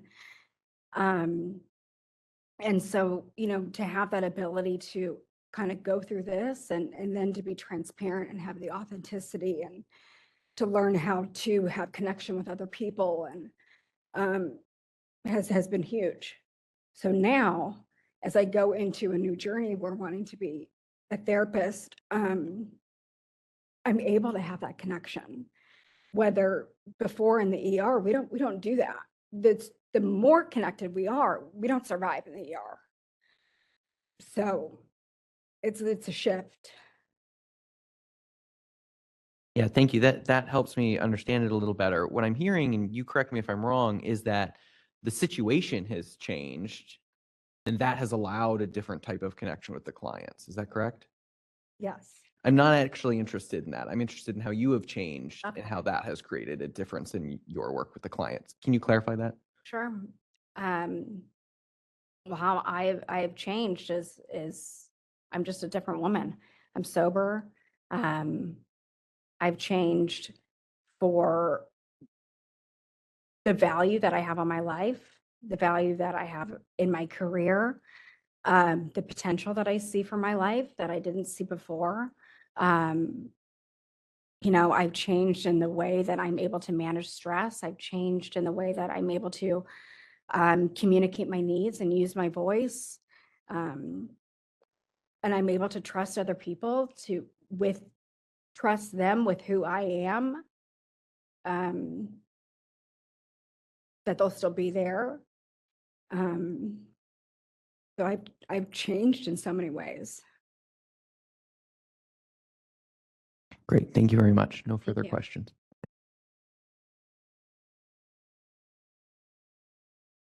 Hi, thank you for being here. This is Abigail Ortega. You said that one of the internal resources you have, should you find yourself in a situation where, like the hypothetical situation of where should you find yourself with no support, you said that it's not that you just have you, but you said you have you and God. Mhm. And I know that God is a significant part of the 12-step AA program. And I would love to hear you say a little bit more about your relationship with God and how that is an internal resource for you. Thank you for asking that.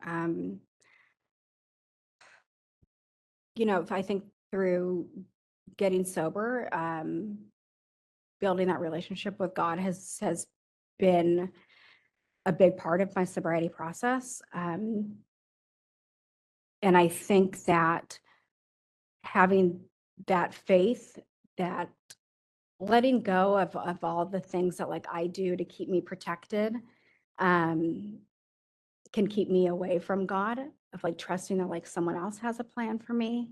And so, my relationship has been, because really it's just like build on that faith and have more faith and know that, because I think a lot of times with the drinking is my fear would just consume me.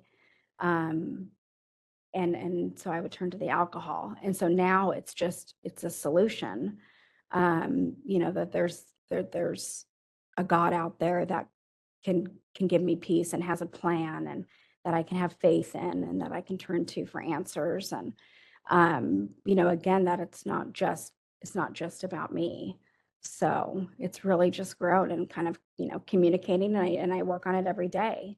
If I listen to a meditation so that I can hear, from God, what God wants from me, because God wants me to be sober. He wants me to be a healthy woman and be a sober mom and give back to the community. And, I have a purpose of doing that. So, yeah, that's kind of where I am. Thank you. And then when you had this incident, you were working full-time at the ER? I was. Yeah. Okay. And overtime, we were working a lot. Mhm. that time. Yeah, and I like during those months, right, where you were drinking, I know that was like during the pandemic, right? Early pandemic stage as well. So what kind of came into your decision as to like reducing it to 1 day, but still doing 12 hours? And like what supports do you have? Because you're working in the ER, right? So it's exponential, the amount of trauma that comes in through the door and that you're witnessing. And how are you, what's your support around that specific role? So yeah, so I guess it's two questions, like what is the rationale for reducing to 1 day, 12 hours? And then also what's the support like inside of that role? So the decision to reduce it to the 12, just to the one shift of the 12 hours, was to be at home with my daughter more. There was a piece of me that wanted a little bit less chaos. I think the chaos used to serve me as a distraction, and it fueled this kind of identity that I had everything together. And so I think part of where I am now is that although I am busy and I like structure, I also like less chaos and the simplicity of it. And so when I would go into the hospital and be back into the emergency room and the trauma and all that, it didn't serve me as much as like the life that I like to live now and the person I like to be and the inner peace that I like to have. And so that's why I reduced it to the one shift a month. I do like going there because I do get to practice a lot of my clinical skills, and I like crisis work. I like dealing with the emergency room. I think I always will. But I think a piece of me is kind of in this new little chapter of my life where I'm at home and I'm a mom and I'm trying to kind of have a little quiet, less chaos. And then how does the shift into private practice play into like your rationale shifting from full-time ER to one shift? Is there like a connection there as well with the balance that you're I think looking? with the private practice would be a little bit down the line, but I would like to work for the agencies to start to provide therapy with what I'm doing right now. So whether it would just be to take 5 patients a week or something low to start out with, and then to build, but I would like to have a private practice in the future. So that's a goal for me. Okay, thank you. Yeah, thank you. Lorez Bailey, Hi, Lorraine. thank you so much for your testimony. I don't want to kind of beat a horse to death because everyone's been asking, but what I feel like a lot of the things you're talking about are heavy. They're, responsibility as a mom, family member, work, even supporting, service to the sobriety community. But I found myself kind of thinking, what do you just do for fun? Everything you're talking about has a heaviness to it. Yeah. So I want to give you an opportunity because I think what we're trying to get to is how do you relieve that stress? Sure. And is there something that brings joy to your life? So I want to give you an opportunity to answer that. Thank you. Okay. Oh my gosh. I mean, what I like to do for fun is I like walking. I like walking. I like spending time with family. I like taking my daughter to the park. I like going to meet a girlfriend for a nice meal and going out to eat. And I like to read. I really just like to spend time with my family. I mean, that's a big thing for me. So that is like my fun. It's like my idea of fun has like dramatically changed. So a lot of things is just kind of simple things that I do. So I like working with my workout group and meeting with them, and we have our little get-togethers that we do once a week with all the women in my little fitness team. And Yeah, I just like, but when I was drinking, I didn't do a lot of that stuff. I kind of worked and then I would like stay home and drink. So just to be kind of part of the community and part of family and is something that I really enjoy. Thank you. Another thing that you mentioned is that your employers have seen the growth. Yeah. So since your DUI and this probationary time, what is the growth that you think that they have seen in you over this time? Probably just more authenticity. I think more, before when I was drinking, I was very like, my job was number one. So, I mean, I probably like showed up in those, those letters of like that was like my thing, like my career, because my other life was like not doing so great. But, and so I think now is that there's more of like a balance, that I don't have to be like the most overachiever and I don't have to be the best social worker in the ER. I can let, new grads come in and they can shine too. And there's like a humbleness of just, I guess, just like a different energy, of like compassion and empathy and I guess just a different maybe softness for me that is why the ER is not the best fit, because in the ER we have to be very hard and very disconnected and we don't show emotion that much. It kind of hurts us. So just a little bit different. And sorry, last one, I know we're Okay. getting close to Yeah. lunchtime. But, the work that you do, I would assume carry stress for it. When you're caring for other people, there's stress, and then Yeah. there's your own personal stress. So at the end of the day, what does a successful work day look like for you? When you, end of the end of the day, and it's been a full day, what does that look like when it's been a successful day? Yeah, when it's been a successful day is that I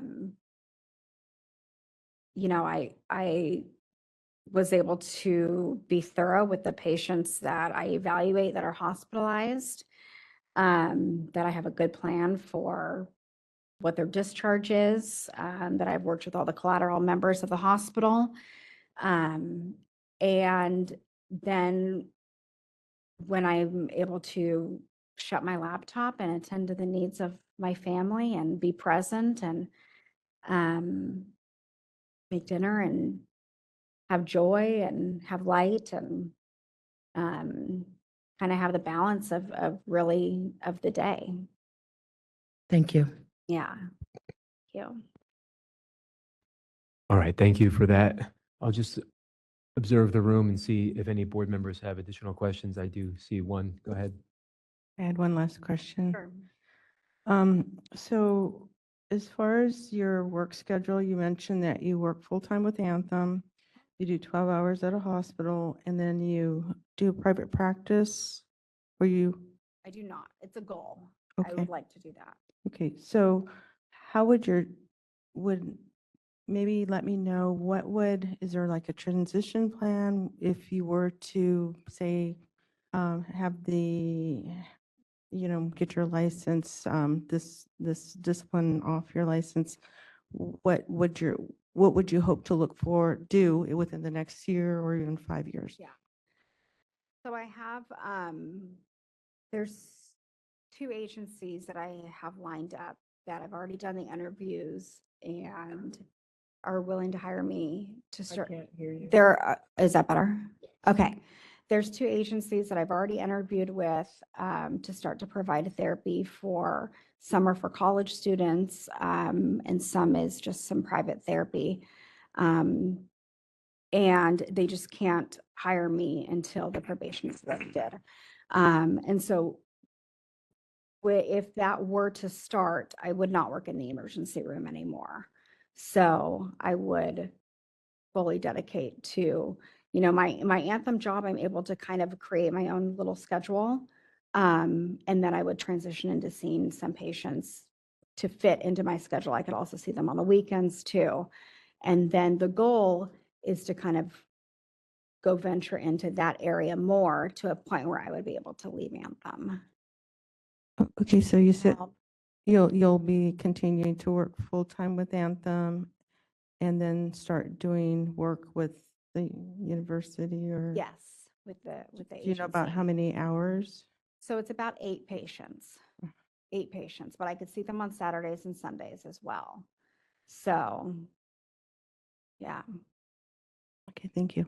yeah. All right, thank you. Any other additional questions from board members? All right, seeing no hands.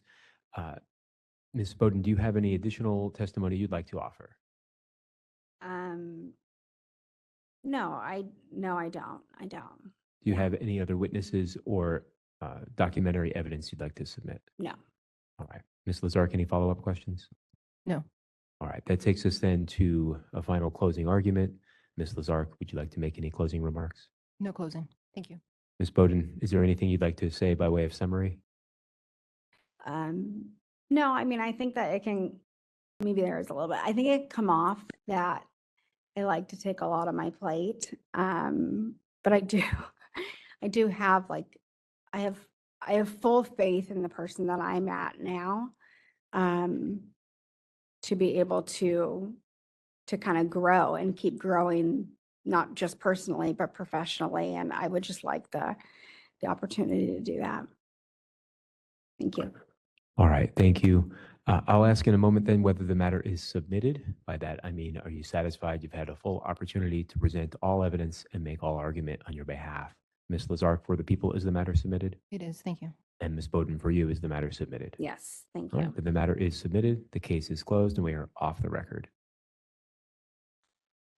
All right, thank you. Excuse me, the board will now move into closed session.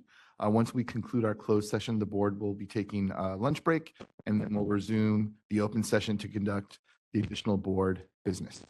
Thank you so much.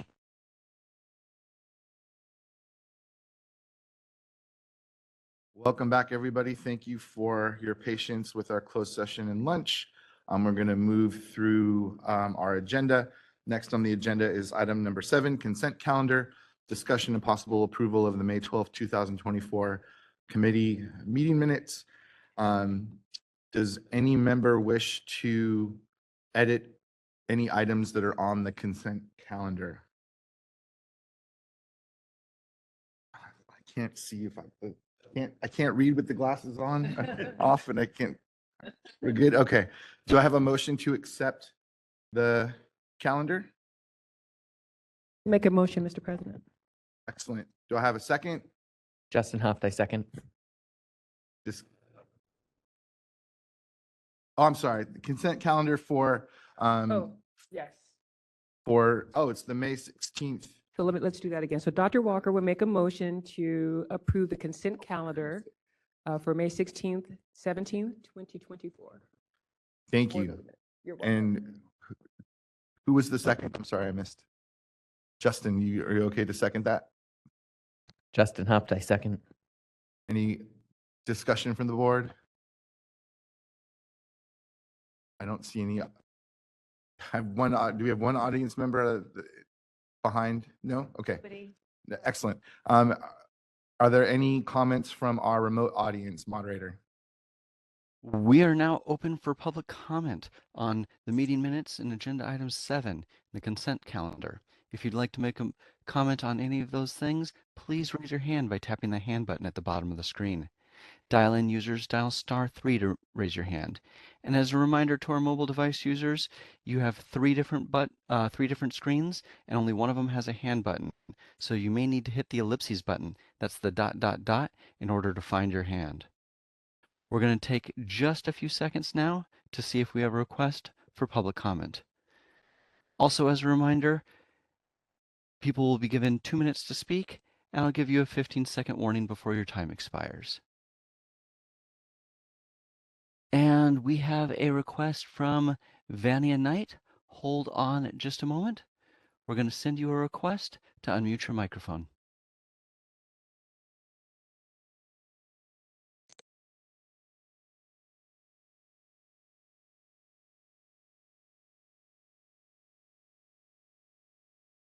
All right, Vania, it looks like you've unmuted. Are you with us?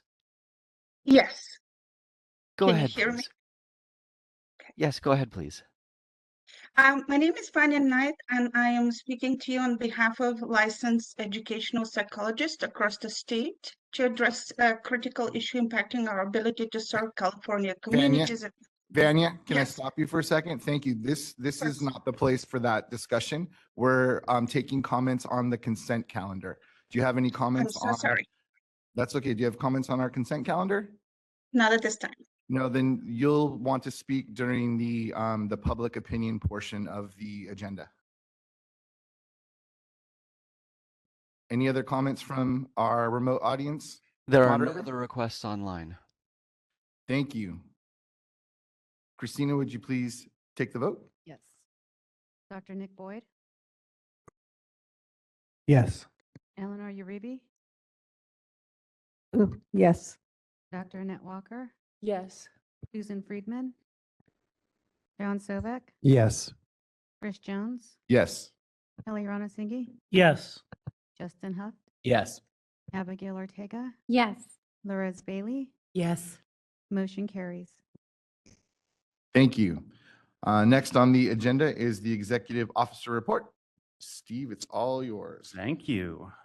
So, starting off with the budget update, the board's budget for the fiscal year for 23-24 was $14.148 million. And the expenditures to date have been $12,608,598. And there is one more, I believe, one more budget month to go through. So that will be shorter. We'll have spent more money by then. And currently, right now, the fund condition is at a healthy reserve of 12.5 months. So that is good. Personnel update. We keep trying to have 0 vacancies, but currently we have 3 vacancies. People keep getting promoted and moving on or promoted within the board. So currently, right now, we do have 3 vacancies. Just to announce some of the promotions and new employees, we had Sarita Riso. You'll see her tomorrow. She's an AGPA she was promoted into she's working as our research person right now. And then Tony Beasley, who is online doing the slides for us right now. He was promoted to associate governmental program analyst, and he is now our social media and Breeze guru. Andrea Patrick, she had worked in our licensing unit before. She was working as our social media person. We promoted her to a staff service manager, and she is now overseeing the LMFT and LEP licensing unit. So that was good. And then we've been doing I'll talk a little bit about this later on. We're doing a little restructuring and trying to redo the organization with the licensing unit and with the registration unit. Part of that process was we added a limited term staff position within our LMFT LEP unit, and that was Alicia Phillips. She was working as a social work evaluator before. And an office technician was hired, Andrea Hernandez. She's going to be working on the criminal convictions unit, doing the fingerprinting and working with that. And then a staff service analyst in our examination unit, Brandy Somas, came back to our board. So that's those are all happy occurrences. So good to know. Just to I say limited term, I don't know if anybody knows what that means, but limited term, we can make those positions within the board if our budget actually can assume it.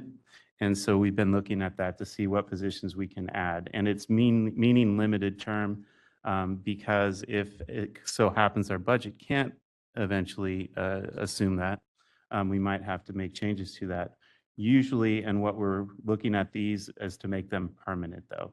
So, and that's going through the budget process. So, Robert Escobar departed the board for a promotion. He was working on the LMFT LEP licensure applications. So congratulations, Robert. And right now we have 3 vacancies, like I said. We have a AGPA, an enforcement analyst vacant, and 2 SSA LMFT and LEP, 2 SSAs in our LMFT and LEP unit. We are actually really close to filling those positions. So we've done the interview process and over with that part of it, and so we're moving forward on those. So I'm hoping by the end of the month, we might have a full staff for once in a long period of time. Thank you, Marlon. And I also have to say, Sparkle, thank you for working on that too. So two, and it's nice to have a full staff because our population keeps growing. We had issued 4,255 new registrations and licenses in the last quarter, and we currently are now at 147 and 65 registrants and licensees, and that's a 2% gain from over last quarter. There is a term that I have in the report. It's called upgrade. I just want to clarify that too. An upgrade is the last application somebody will submit if they're a registrant. Once they complete all the licensure requirements, they will actually submit an upgrade application, and that will get them to the licensure status. So applications received, we received 34% more applications this quarter than last. And that is applications that will result in licensure of kind of the next step in licensure. So it's registration applications, licensure applications that will get you into the clinical exam, and then subsequent registrations that will get you a second registration number. And last year, we processed around 16,000 applications, and our volumes keep increasing. And I mentioned those, we kind of highlight those because those are really the bulk of our work in the licensure process, the evaluation of those applications. So those are important to look at. I really want to thank the registration and licensing staff. They've done a tremendous effort in keeping down processing times. This is a tedious process, but they keep at it. And we've been pretty successful with the reorganization of our licensing and registration unit. Since the last quarter, staff have decreased the processing times for registration applications by 22 days. And the staff for the licensing unit have been maintaining and decreasing some of the processing times. Currently, or over the last quarter, LMFTs have decreased 14 days. LCSWs have only gained 1 more day, but actually, as we speak, I know that is coming down. LEPs have lost 4 days, so that was not lost, but decreased by 4 days, and LPCCs down by 6 days. Staff have been able to exceed the processing times that we had last year. That's what's really neat. You can't really see it in the stats that I provided.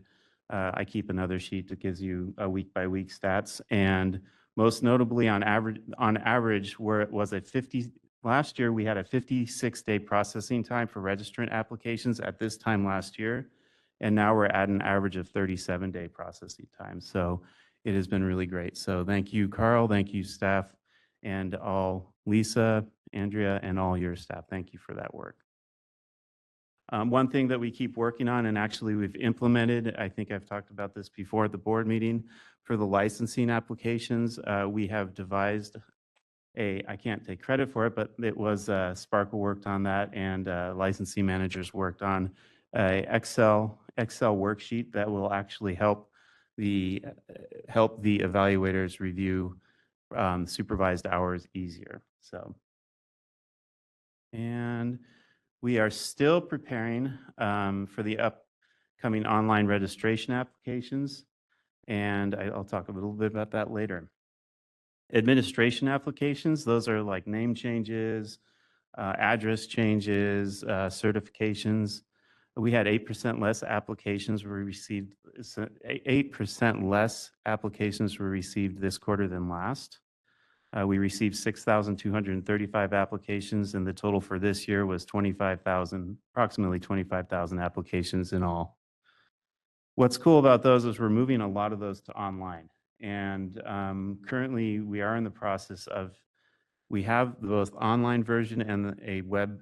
It's also on our web where you can actually access it on our web. We are kind of transitioning out of placing those on our website to kind of, encourage people to actually use the online system, because it does definitely help out with our resource allocation. So, and as we put things online, you can see we usually get a really sharp increase in people using the online applications. So we're excited about that. I did put a 4-year comparison of some of the statistics in in the actual EO report, so you can look at that and get a look. Definitely, overall, application volumes are increasing. So examinations, we administered approximately 5,700 examinations last quarter. That was approximate 2% increase from last quarter. We had 3 exam development workshops that were conducted in person through April and June for last quarter. And one was for LEP written examination, one for LCSW law and ethics exam, and one for the LMFT law and ethics examination. I think we have some good news here. LPS had reviewed the LMFT clinical examination and had conversations with us, the board staff. And the LMFT clinical examination will be reduced from 170 questions to 150. The current examination will consist of 150 scored questions and 20 pre-test questions. And this is effective, it's already in place, September 1st, 2024. And the allotted time will remain the same. So we're thinking that might help out, candidates with the clinical exam. And OPS did a thorough review and didn't find anything that would make concerns over reducing the amount of questions. And Pearson VUE, we had a Pearson VUE contract is set to end December 31st, 2024. So our staff worked with Pearson VUE and the Department of Consumer Affairs in procuring the contract through December 31st, 2027.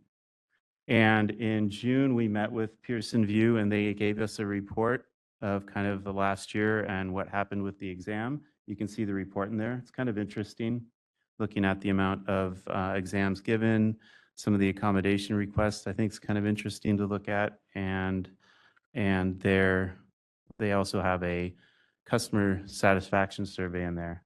So it's all 90s or something. So it's pretty good, I guess. And the one thing that's in there, they're making a change to the actual application review screen. And the application review screen, when somebody's taking the electronic exam, they can mark questions that they want to come back to. And currently right now, you mark the questions, but I think you have to actually filter through the questions again to see it. This new application review screen will actually be a combined screen that once you're done, you can go to that screen and it will show you all the questions that you want to go back on and you can click them and it'll take you back to that question. So it's going to help out candidates. So I like that. Enforcement update, we received 564 consumer complaints, 202 criminal convictions, 536 cases were closed last quarter, and 28 were referred to the Office of Attorney General. The average number of days to complete formal discipline was 540 days, and the average number of days a case is at the Attorney General's office is 412. Average number of days to complete the board investigation is 84 days, and we're still within our guidelines. And during the third quarter, the board received 2 petitions for modification of probation and 1 for reconsideration.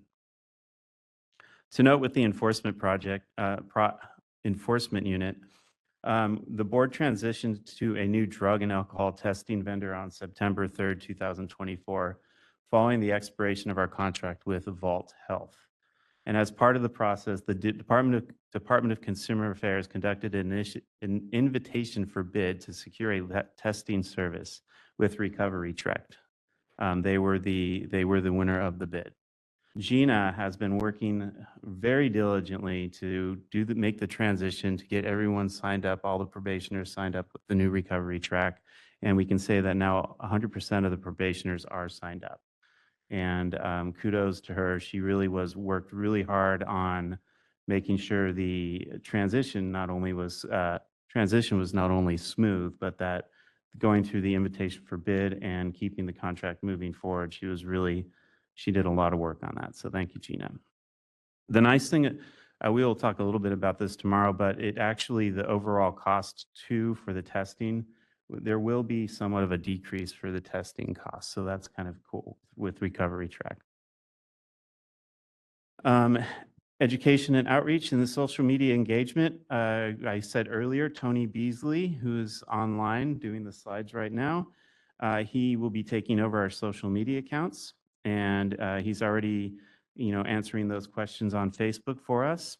And we are hoping to get back on board with the Facebook Live events that were so popular. Those were events that for a half an hour on Friday, we would get on to Facebook, and registrants or licensees could ask questions, and we would respond in real time to them. So that's just one of the projects he's gonna be tagged with, and there's gonna be many more, I think, next year. So he does have a background in that kind of too, so we're excited. Outreach events, we conducted 12 outreach events, and we keep encouraging stakeholders that we do have these outreach events. And we have hired a staff member that's going to kind of be in charge of the outreach events, and that's Sarita. And once she's fully on board, we'll start kind of promoting our outreach events that we have. And we'll be talking about this tomorrow. We have the Outreach and Education Committee. Hopefully we'll have a lot more initiatives to kind of pursue next year when we start those discussions. And the BREEZE system updates, really for that, we are still gearing to have all the registration applications online by January. That is a hope. And currently right now, we're in pretty much the last stages for the AMFT and ASW registrations. That means we've designed it, we've tested it, and we're looking to now is to make sure that all the data we currently have in the system for registration is converted over so that it doesn't cause any issues later on. So that's part of it. And then the APCCs will come a little bit later.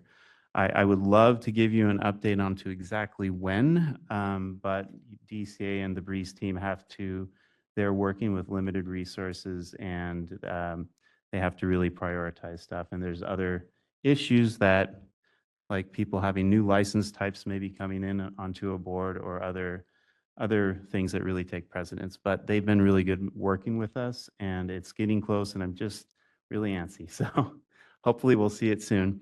Additionally, we will be working on kind of the licensure applications too. And hopefully next year, maybe the middle of the year, we might see some movement on that too. So maybe fully online by 2026, 27, maybe, hopefully. So we'll keep working towards that. Communication, the Consumer Information Center handled 3,716 calls for us last quarter. Average wait time per call was 1 minute and 25 seconds. Board staff received approximately 37,000 emails last quarter. You might see a kind of a jump in that. The previous report, we weren't including emails that we're receiving for the electronic transcripts that we actually receive through email. And that is a workload. So we started adding those into the actual data there. So organizational development, like I said, the restructuring of the licensing unit is now complete. We did that to improve efficiencies and productivity and create a more like effective alignment with staff. And the licensing unit is now divided into 2 teams. One is responsible for evaluating applications for LMFTs and LEPs, and the other for LCSWs and LPCCs. And to support that restructure, we had added a second licensing manager, that was Andrea, and a limited term licensing evaluator. We're kind of keep working on training, seeing how we can help staff in their careers and move forward. And we just put out a survey to better understand the types of training that board staff may be interested in. And it asked about their interest in learning more about the various functions of the board and their preference for specific solid training courses. We also asked about their desire for maybe having one-on-one training, or I guess not peer support. I can't really say that in this. That's not what it is because that's a totally different thing. But if they wanted feedback for their hiring process, doing mock interviews having us review their resumes, reviewing that, and getting feedback from managers. So we want to make sure that we're helping them out in their careers, and we'll be looking at that and using that information to kind of further see how we can actually incorporate some of those solid training programs. And then I think looking to see if there's areas where they could, get experience, having them maybe talk at a board meeting or doing an agenda or something like that. So we're going to keep working on that. And for your review, we have the strategic plan update, and that's attached to the executive officer's report. Thank you for listening. Any questions? John. Quick question about the Pearson. I gotta think. Quick question about the Pearson Next. View coming up Okay. on at the end of this year. How is that going to weave into this movement towards looking at the national exam? It's, they really shouldn't affect it. They have, the only thing that's going to affect is it's going to affect their, their bottom line. I mean, it's really, so they know, they understand that that could happen. Beyond that, there's really nothing that it's going to affect. Okay. Because it would just be a matter of asking Pearson or telling Pearson View that we're no longer needing their services for that exam. I They would just know these are multi-year contracts or something like that. No, they would still be administering our law and ethics exams if that was the case. So, and we discussed the contractual, just wanted to make sure too that that wasn't going to be a problem. So, Steve, I'm curious, with the growth that we're seeing and the budget challenges of hiring, how do you foresee the board being able to keep up with the number of applications, both for licensing and renewal and new applications, those types of things? we keep evaluating our resources, and in fact, I think that's one of my main kind of focuses for the next few months. I think we've explained before maybe about the budget change proposal and the process that we have to go through for hiring staff. And that is a process that we are allocated 62 staff members right now. To make a change to that permanently, we have to go through a budget change proposal. And what that is really going to the legislature and asking if we can, whether it's for a position, whether it's for money allocations to use to expand our budget, we have to go through that process. So we are currently pursuing some additional staff through a BCP process. We are definitely going to start looking more closely at the resources that we'll need in the future, and not really necessarily just for the actual processing of an applications, although that's really important because we want to make that as fast as possible. But there are other projects that we have that I've been wanting to attend to for ages, expanding our outreach, maybe expanding our social media engagement with stakeholders. So we have started right now, kind of starting a review to have all the data necessary to actually, put a good argument up as why we need additional staff members. We do have, as you saw, we have a 12.5 month reserve. So that would give us, if we're allocated staff members, we would be able to spend some of that actual reserve money. So I keep looking at that and keep making that charge. So. Questions, Kelly? Steve, what were the 12 outreach events? So the 12 outreach events right now, primarily we've been doing it. There, a lot of them, I have to say, are LMFT consortium meetings. We do get invited to some other consortium meetings, and those are groups of educators. LMFT is very active, and they have different educator groups around California. And so what we do for those are pretty much updates with the board, discuss law changes, discuss any issues that we might be seeing that they need to be aware of. But we do have additional outreach too. We kind of have like 3 right now. We have how to apply for a registration. We have one that kind of goes over supervision requirements. And then another one, which Marlon and I have been doing, is a kind of a law and ethics or enforcement program review for schools. And those are usually done from schools, or schools will ask us to come to their classes and give those presentations, or associations like NASW or CAMPT will ask us to do, like we're doing coming up, like a lunch hour with the BBS. And so we'll present that and do questions and answers. And the law and ethics one's neat. We have a USF professor that invites us every year to come to her California Law and Ethics course, just to kind of give them the run through of what happens in our enforcement process. So really, really want to expand it though. There's a great opportunity for us, especially, I mean, now we're so versed in doing online.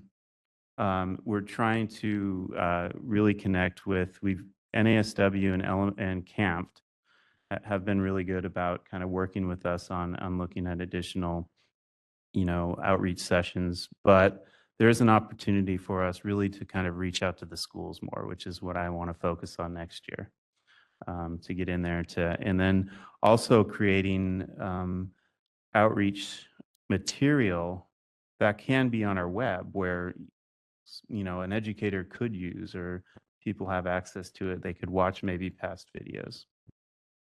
There's my spiel. Sure. I have a question. Just out of curiosity, with the 2% license application increase, do you attribute that trend to anything in particular, or is it just kind of a post-pandemic rise?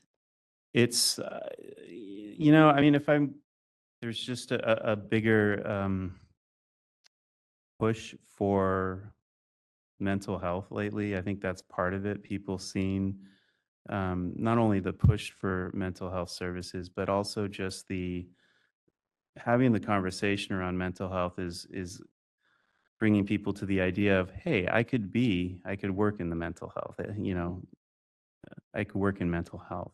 So I think that might be it.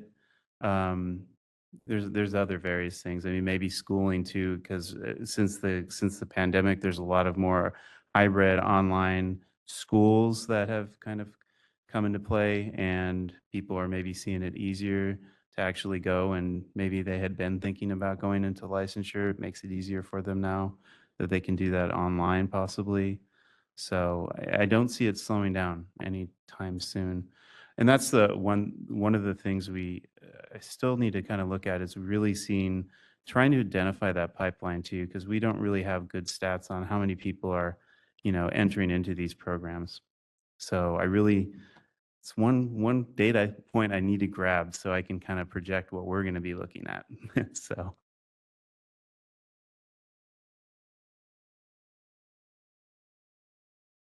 Moderator, are there any comments for Steve from our remote audience? We are now open for public comment on agenda item 8. That's A through H. If you'd like to make a comment, please raise a hand by tapping that hand button at the bottom of the screen. Dial-in users dial *3 to raise a hand, and we will call on people in the order we have requests.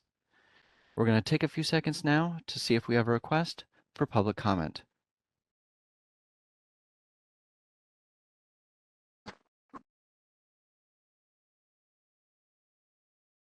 Seeing no request for public comment, do you wish to continue with the agenda? Yes, thank you, moderator. Next on the agenda are suggestions for future agenda items. I'm sorry. Thank you, Steve, for that robust report. We appreciate that. Okay. So next on the agenda is suggestions for future agenda items. Are there any future agenda item suggestions from our board members?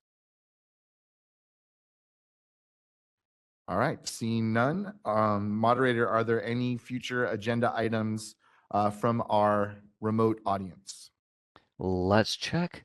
Now is the time to suggest a future agenda item. If you'd like to make a suggestion, please raise a hand by tapping that hand button at the bottom of the screen. Dial-in users dial *3 to raise a hand, and we will call on people in the order we have requests. And our first request is coming from Dr. Jasmine Smith. Hold on just a moment. We're going to send you a request to unmute your microphone. I'm Dr. Jasmine Smith, and I'm here as a representative for the NASW California chapter. I would love to request an agenda item focused on the social work licensing compact. I know that that is something that is being addressed, and there are already commissions of the other states. I believe there's 22 at this time that have joined. And then also discussion on diversity, equity, inclusion, and accessibility, and how that relates to testing, licensure, and other components in regards to our workforce. Thank you. Thank you. And that was our only request for public comment on this agenda item. Thank you, moderator.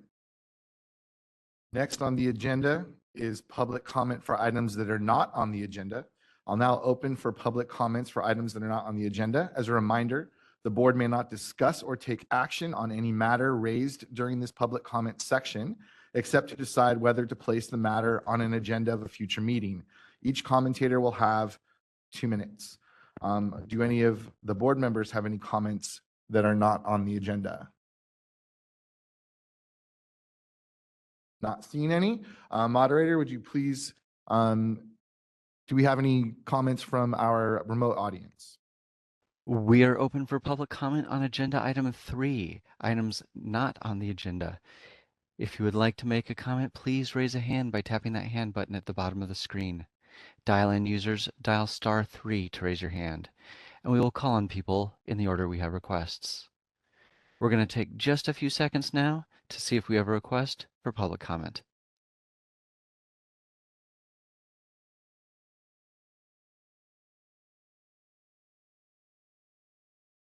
Seeing no request for public comment, do you wish to continue with the agenda? Moderator, we did have one participant that commented earlier. I believe her name was Vanya. Would you check and see if she's still in the room? She is still available, and we have a request. All right, thank you.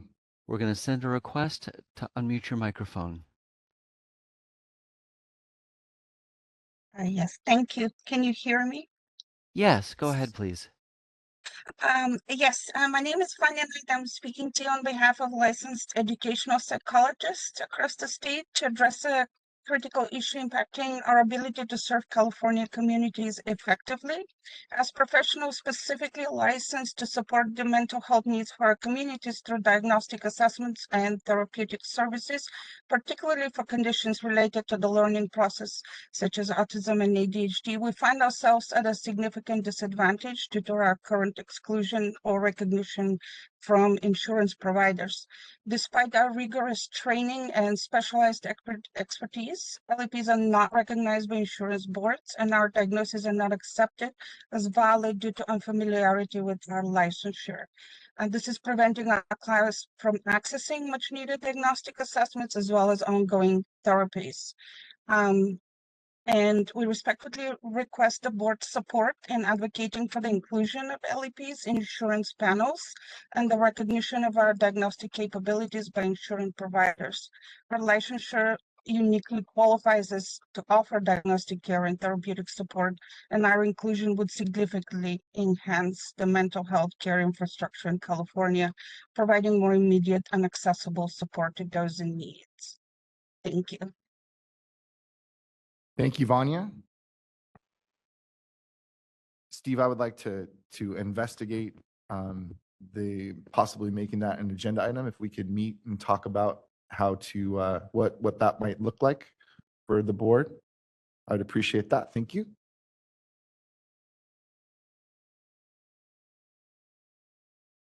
And that was our last request for public comment for items not on the agenda. All right, thank you, moderator.